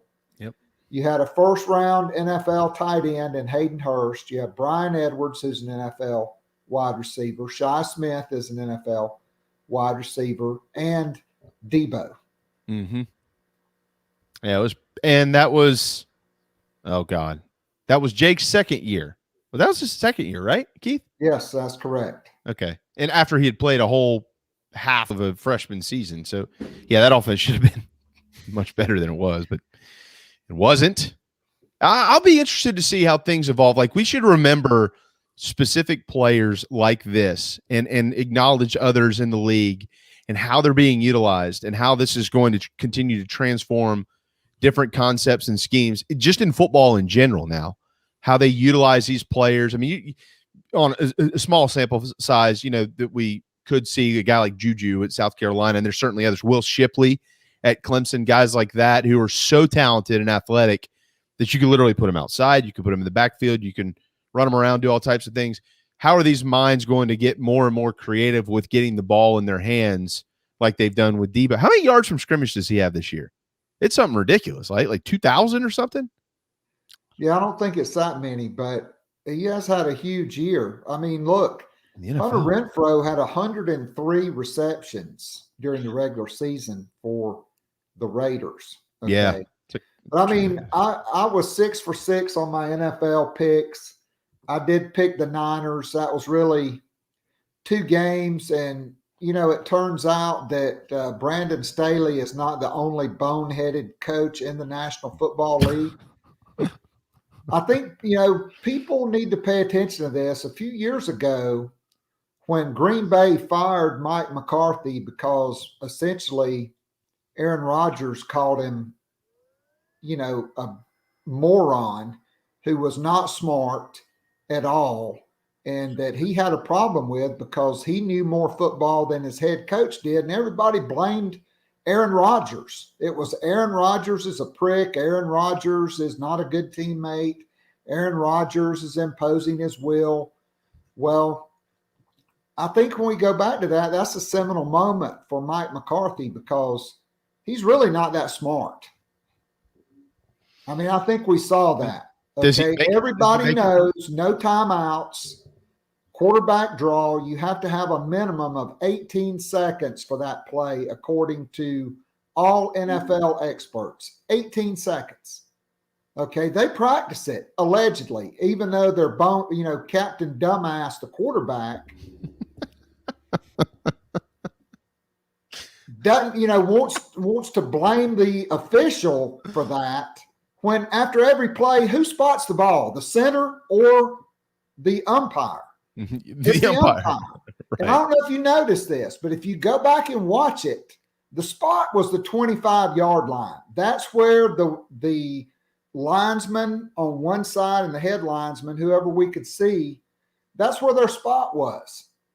And the umpire couldn't even move it back to the right spot. Like when you see him spot the ball, you see the umpire or the official, the linesman on the wing moves up one step, okay, because they were trying to allow them to get that playoff. But it was just bad football. And quite frankly, if Jimmy Garoppolo hadn't have thrown that patented Jimmy G, what the blank am I thinking, throwing an interception, that game would have never been close. Are you a Cowboys fan? You sound like a Cowboys fan. No, I am not a Cowboy. I was a Cowboys fan until Jerry Jones fired Tom Landry. Oh, okay. And not only did he fire Tom Landry, then he fired Jimmy Johnson because he got into a weenus measuring contest. Speaking of Cowboy fans, Darren, have you checked on Bobby? No, not since the Gamecocks basketball game when we were texting back and forth. So I don't know how he's doing. Dude had a rough weekend. You need to check on Bobby and make sure that he's on the air today. I guess we'll find out in a couple of hours. I'll give you the lock of the week. Lock of the week in NFL is Green Bay, because the high temperature on Saturday in Green Bay, Wisconsin is 22 degrees and the low is 2 degrees. And Jimmy Garoppolo is not even going to want to be there. I haven't. Good point, because when we were talking about that game earlier, I had it in my head to go back and check the weather and I didn't do it. So is any snow? The best defensive players for San Francisco, Bosa and 54, they're not going to be 100%. Is there any snow in the forecast? Yes. Snow, high of 22, low of 2 on the frozen tundra of Lambeau Field. Great sounds game like a day to watch at home. Great game to watch at home. Yeah, it sounds like a day to run the football. That means Debo time, right? Debo time? Is that what we're going with here? Sure. Yeah, it's Debo time. Hey, I have a question for you, Keith. And I can't remember if it was the Niners Cowboys game or not, but I'm gonna say the play, and you're gonna remember it. What game was it where they faked the punt and they got the completion? What game was that? That was Cowboys. Was that the Cowboys? Okay, all right. Yes, and then they left their special teams on, and their sideline looked like it was in total chaos because they got it, and it looked like they were celebrating, and then for whatever reason, they left the special teams on, and then they decide, well, no, let's run them off and run the offense on, and then they wound up getting a delay of game, and they made the fake punt, and then they got 0 points. Yeah, hold on. Go back. Stop there. Go back. I wanted to ask you about this, Mr. Official, because I wasn't aware, so I just want to get you to explain the rule. So it looked like they were leaving the based on what they were saying on TV. They were leaving the special unit on. I think Correct. Romo was like, okay, they're going to leave the special teams unit on, basically trying to force San Fran to call a timeout for whatever reason that was. But then when they decided to run the offense out there, that gives the defense a chance because you're changing Correct. personnel. They get to change personnel. But the official kept his hand over the ball and did not. That's the job of the center judge. In college and high school, like Texas is one of 2 states that uses NCAA rules. So there's 7 officials. In college, there's in NFL, I think there's 8 because they have a center judge.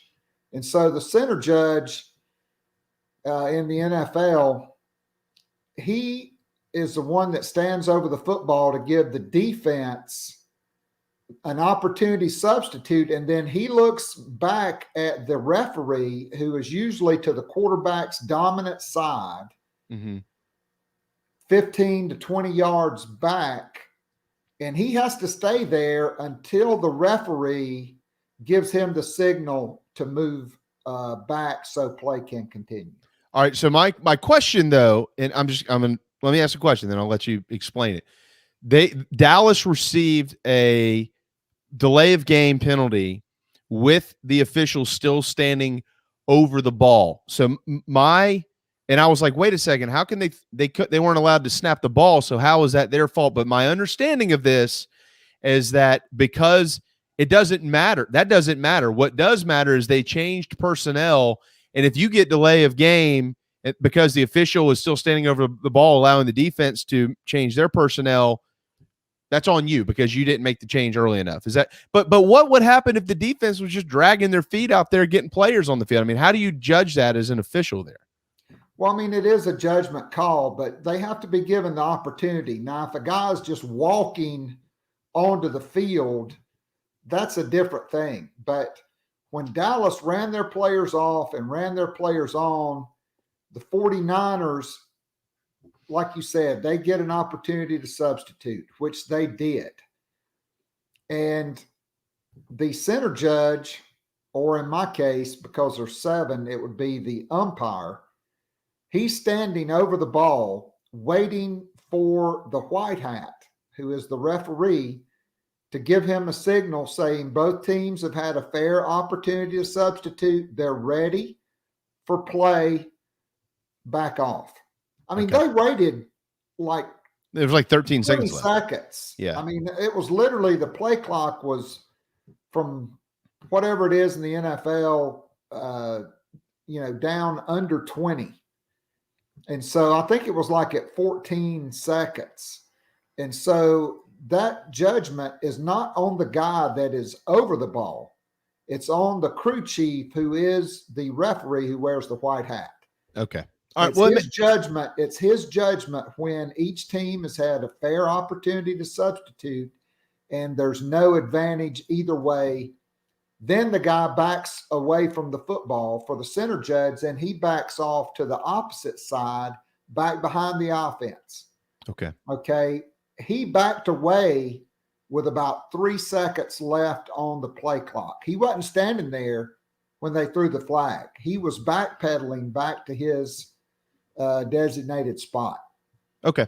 Well, it makes sense now. I mean, because if you ran a guy off with 7 seconds to go and the defense would have their chance to do it as well, if you get delay of game, you get delay of game. That's on you. So right, and that's why they instituted that rule so that offense couldn't substitute at the last second and change personnel packages and put the defense at a strategic disadvantage. Makes sense. I didn't understand it at the time, but Romo explained it too, and I was like, okay, that makes sense. I had that on the agenda to ask Mr. Official Allsep today on this Tuesday.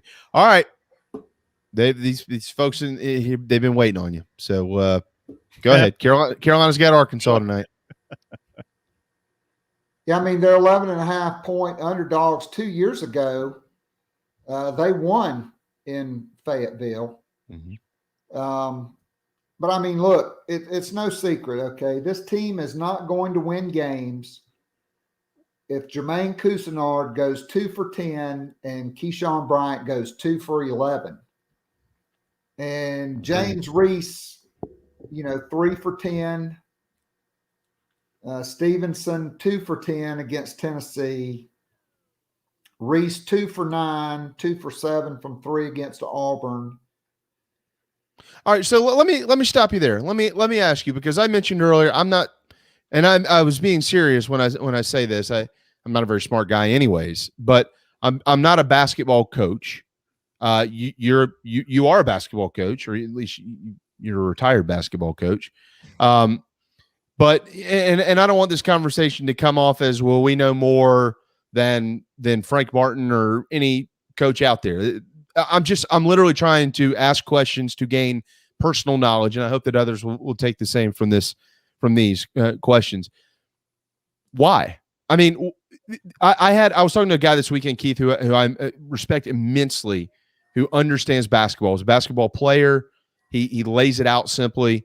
He was telling me, he said, Frank Martin teams, the successful ones offensively, they work from the inside out. This team doesn't do that.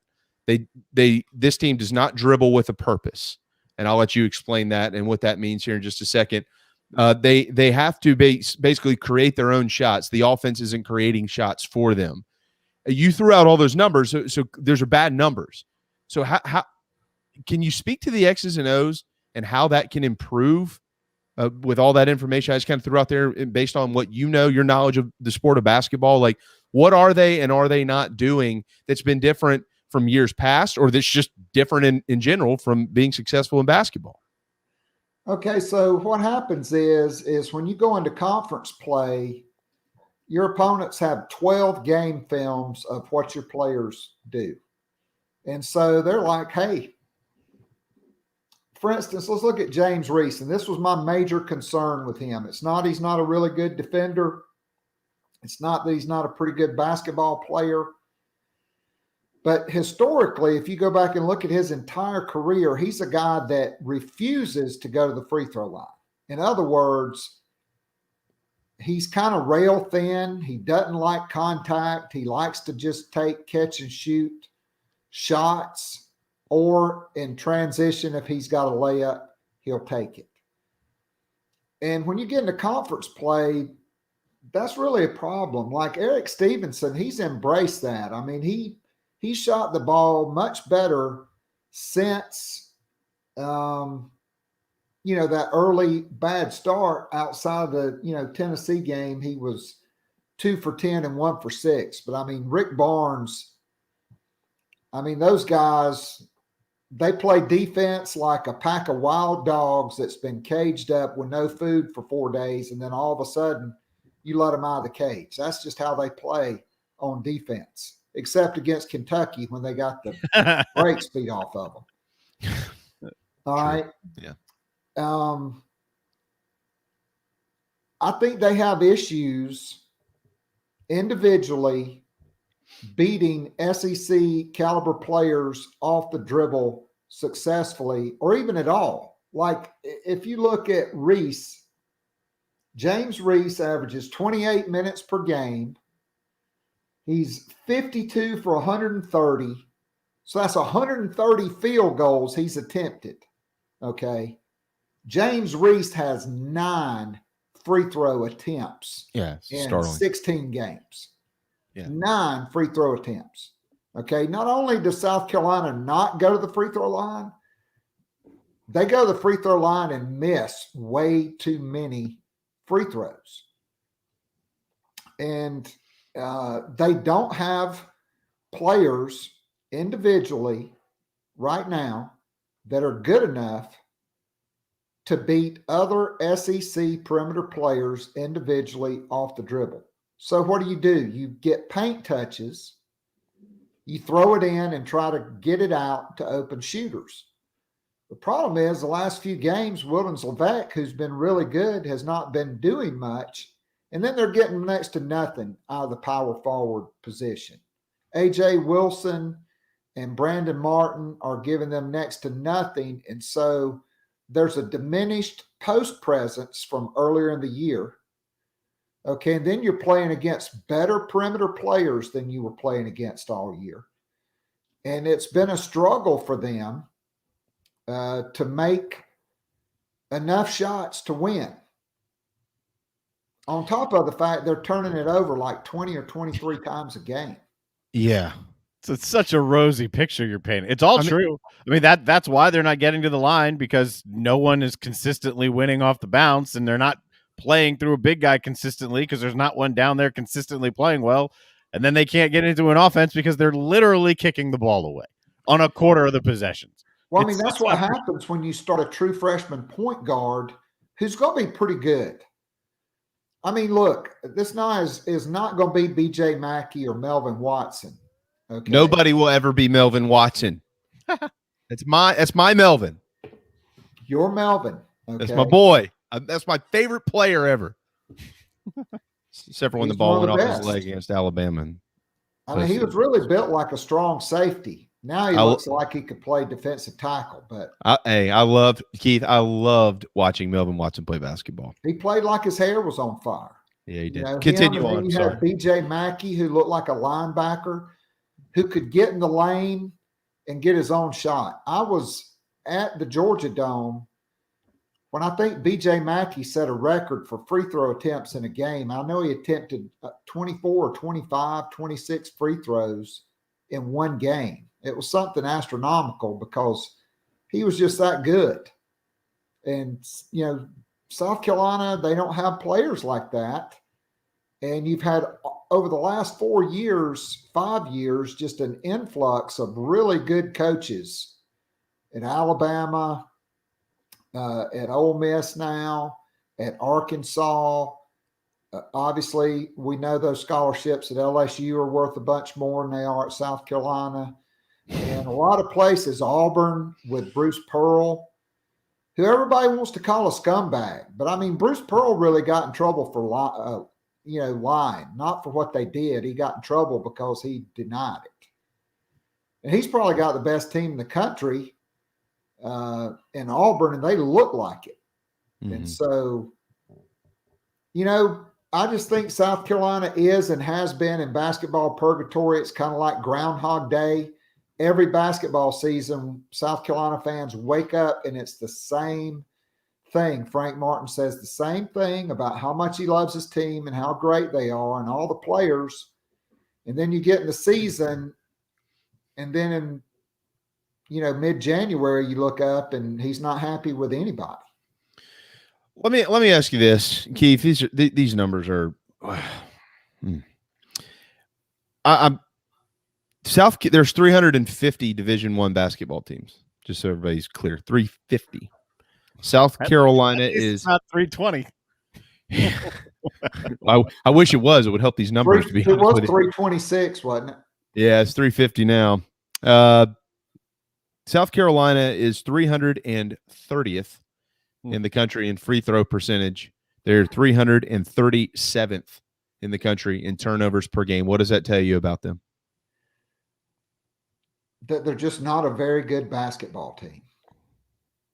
Does that tell you that they're not talented, or does that tell you that they're not coached well? Look, Frank Martin knows basketball. Is he a hard-nosed coach? I agree. Yes. Is he a relic?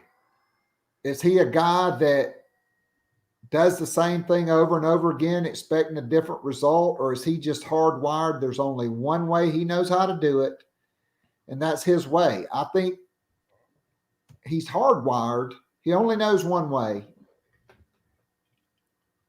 But I just don't think his way works with today's kids, because I think since everybody got one of these, and Twitter and Snapchat and Instagram and everything else, I think kids' brains are hardwired a different way, not to mention the fact that because AAU basketball over the last 20 years has become way more important than high school basketball. And these kids have been coddled and the balls have been rolled out, and you got to keep them, because if you coach them too hard, they'll go someplace else. They'll go to another AAU team who's going, whatever mentor or street agent is going to give them more than the previous mentor or street agent to come play for their team.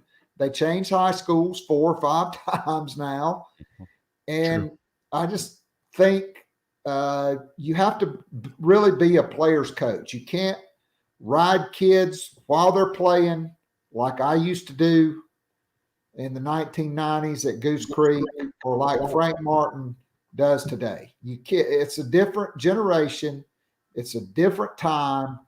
And you can't ride guys and be furious at every time out and be sarcastic with kids every time they walk back to the bench and expect them to be in the best state of mind possible while they're playing to be able to succeed.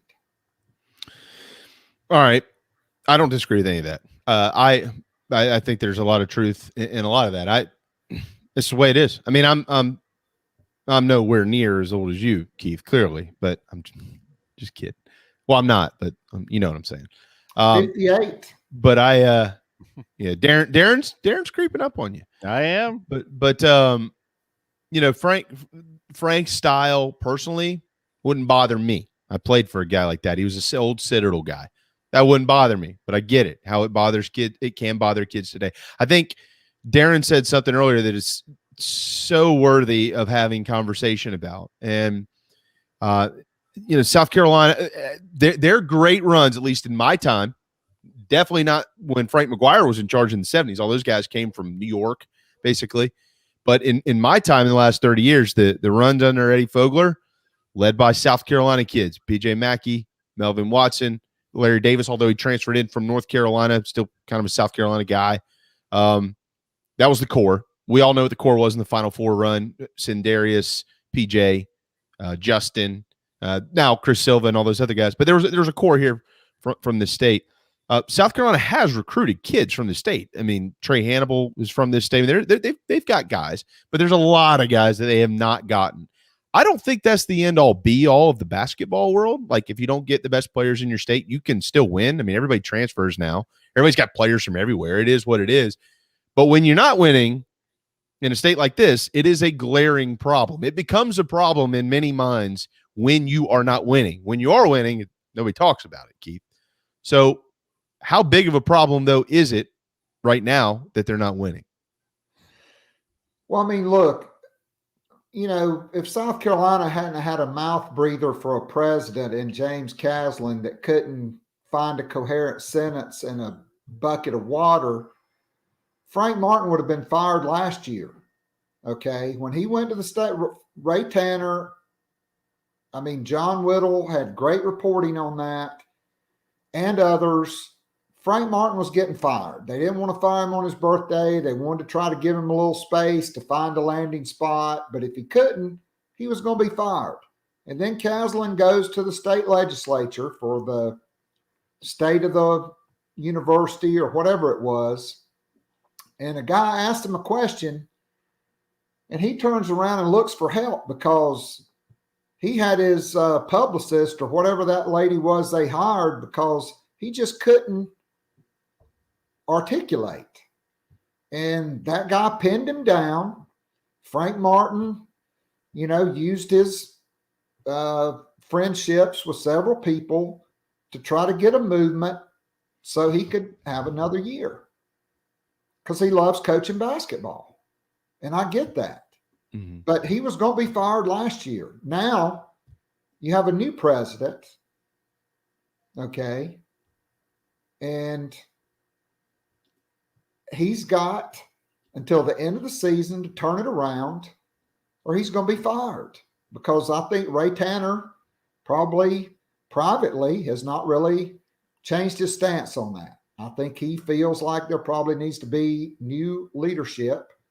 And I expect if they can't get to the NCAA tournament, which if they lose tonight, they'll be 1-4. But like you said, they could win their next 3 games and be 4-4 all of a sudden. And then it becomes, that middle stretch of the season before you get down to having to play Auburn and LSU and at Mississippi State, to where you got to get to 8 or 9 wins in SEC play. And either it'll happen or it won't happen.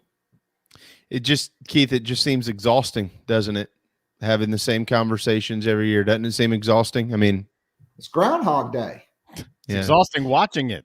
We had the same conversation last year. It just, I hate to say this, because I'm a big fan of, if I'm not having fun, I don't want to do it. I've said that about this. I've said it about anything I've done professionally, and certainly when I played baseball, when I wasn't having fun, I didn't want to do it anymore, which luckily I was always having fun. It took Coach Tan to tell me that I couldn't play anymore. But I mean, it doesn't look fun. I hate saying that, because I don't know the kids. I don't know if they're having fun or not, but it doesn't look like it. And that's where my head is. It looks scary to me. I mean, it is what it is. He's, leopards don't change their spots. And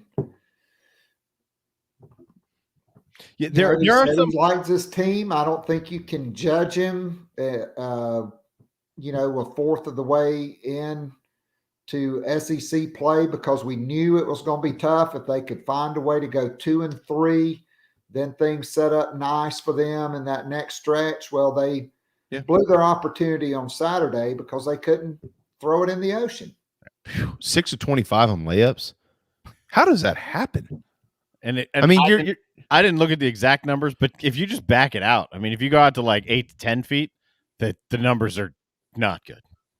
What happened? I mean, Keith, I know we have like 3 minutes left, so we got to kind of wrap it up. But I mean, don't you want to ask me something positive? Can't we end on a good note? Yeah, I'm getting there. Nothing good is coming from this conversation. Well, look, everybody wanted Keith's going to be on fire today. Keith this, Keith that. We should have just let you host the show. So I'm trying to let you, I'm trying to, you're a basketball. I'm a basketball guy, but you're a basketball dude. Like I'm trying to understand it. If you're 6 of 25 on layups, are you not aggressive enough, or are you scared of contact? What is it? I mean, it's a layup. Put the damn ball in the hoop, right? I thought it was easy. That's what it is. That's it. It doesn't get bigger than that. Just get it in. I mean, look, coaches, you can have all these phrases: defense wins championships, we're tough, rebounding, defense, etc. But the bottom line is, in any sport, whether it's football, you have to score more than your opponent. In basketball, you have to put the ball in the basket more than your opponent. And what complicates it for South Carolina is when you are so bad, number one, at getting to the free throw line, and then number two, at making shots from the free throw line. Then you become gun shy, and you want to rely on making more shots where there's no contact and where you're going to be the least path of resistance. And, Frank Martin runs a wheel, and they run a little bit of flex, and everybody knows that. And when you don't have dudes like Dwayne Notice and Sindarius Thornwell who can just block out the noise, and PJ Dozier, who's a pro, it's problematic. That South Carolina team that went to the Final Four could get to the free throw line because Dwayne Notice was built like a linebacker. Sandarius Thornwell was tougher than nails. And P.J. Dozier was an elite athlete, and they had Chris Silva as well. Oh. Those guys could get to the free throw line. And you had Ra Felder, who was making threes from the logo. Yeah. Yeah. I tell you what, everybody should miss them all. They were special players to watch play the game. And I know there are nights where you're like, what is he doing out there with fouls and stuff? But sweet Jesus, how much do you miss Chris Silva? God, he was fun to watch play the game. He was a basketball player, man. He was hungry. He's a pro. Yeah. I mean, hey, if you could still have P.J. Dozier and Sandarius Thornwell and Chris Silva, you'd probably be winning more games. But yeah, they put a cap on that eligibility, man. Good point there, Keith. In other words, the sky is blue and the grass is green, right? All right. I know we got to run. We did intentionally. I mean, I literally am trying to understand, and people were all excited to hear from you today about basketball. But Shane Beamer did win a nice award last night, and the head ball coach got to give it to him. Shane, where you at, Shane? Shane, you on this call yet? Where are you? Beamer, can you hear me? Can you hear me, Beamer? Where's y'all Beamer? there? Where's Beamer at? That was neat.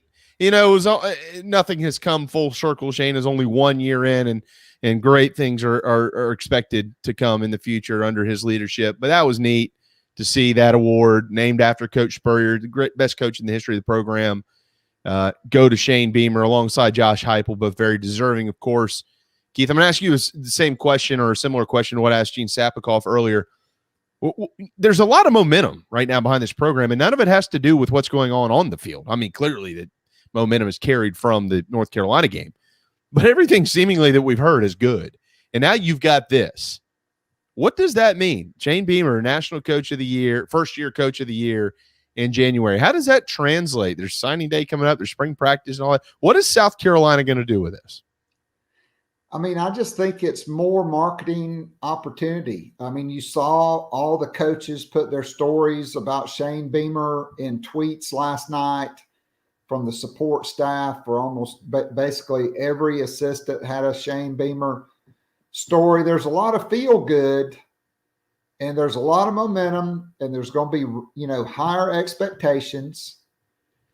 And I'm not trying to be everybody's grumpy old uncle today, but I mean, they still have issues in this program. They have issues internally. They have, some talent issues. I do think they solved a good bit of the talent issue.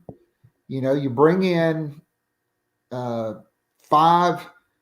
transfers, 5 of whom will be in for spring practice. Spencer Rattler, obviously Antoine Wells Jr., Christian Beal-Smith, and then Terrell Dawkins and Devontae Reed, the safety, who will probably, start, just step right in. And, how good can they be at linebacker? That was a big issue in their run defense. They just hired Sterling Lucas, who came from the Jacksonville Jaguars. But here's an interesting story. So Joe Cullen, been a D-line coach for over 30 years, mostly in the NFL, one of the top D-line guys in the world, along with Pete Jenkins. Joe Cullen left Baltimore as the defensive line coach and went to Jacksonville as the defensive coordinator. And he said, I really need to bring Sterling Lucas with me because he's a really good young coach. He knows what I'm wanting to teach on the defensive line. We'll pair him with Taj Lupoy, and he'll be able to install it. And so, they hired a new coach. He's very highly regarded. I had all this stuff that I was going to talk about. Now I'm just saving it for my podcast because I know we're up against it. But I had a really great stuff on Jimmy Lindsey, on why they did not hire Travian Robertson, why it was important to not move Jimmy Lindsey. and more on the 2023 defensive line recruiting class. All that'll be coming up on the next Locked on the Gamecocks podcast. So I'll tease everybody on the way out. See, well done.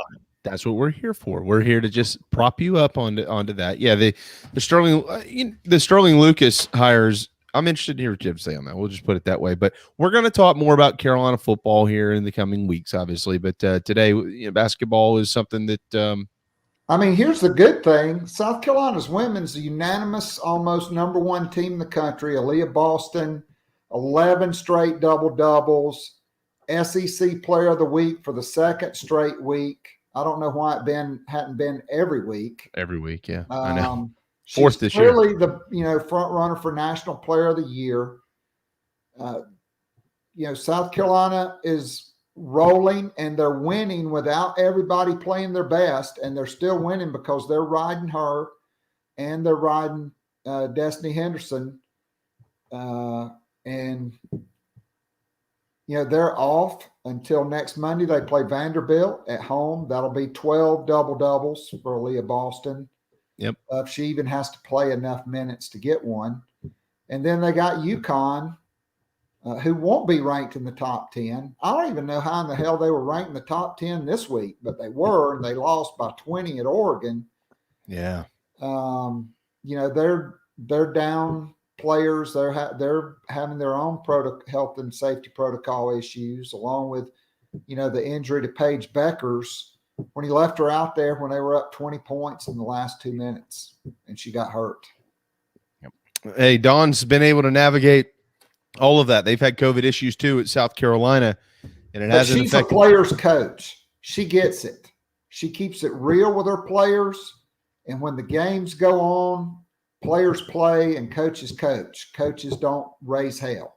Yeah. She raises plenty of hell probably in practice, and unfortunately, because women's college basketball is the worst officiated sport, she spends most of her time taking out her frustrations on the officials, who are just god-awful. Up next on the Locked on the Gamecocks podcast, in addition to football, it's that. Well, it is bad. It's bad. Keith, we got to leave it there. When is that tonight? You're going to release that tonight? I'm getting ready to record it here in just a little bit and release it. And then tonight we have our Garnet and Black Town Hall. And I'm sure JC's going to pop in to take questions tonight. And so it'll be a really good time. Good. Well, you let me know. You let me know when you want me, and I'll come back on and I'll tell you why SEC umpiring is the worst in college athletics. Oh, no. I think they're pretty good. I'll differ with you on that, look, but I love you anyway. Until you're going to go in baseball to, like tennis, like they got the thing. Mm-hmm. Okay. A pitcher 60 feet, because I umpire baseball too, 60 feet, 6 inches. And a guy that's 6'4" who throws 93 miles an hour, when he releases the ball, he's probably about 55 or 56 feet from the mound. You have about less than half a second. Yeah, it's less than that. It's really like about 0.3 seconds. Yeah. Okay. But I don't care about that.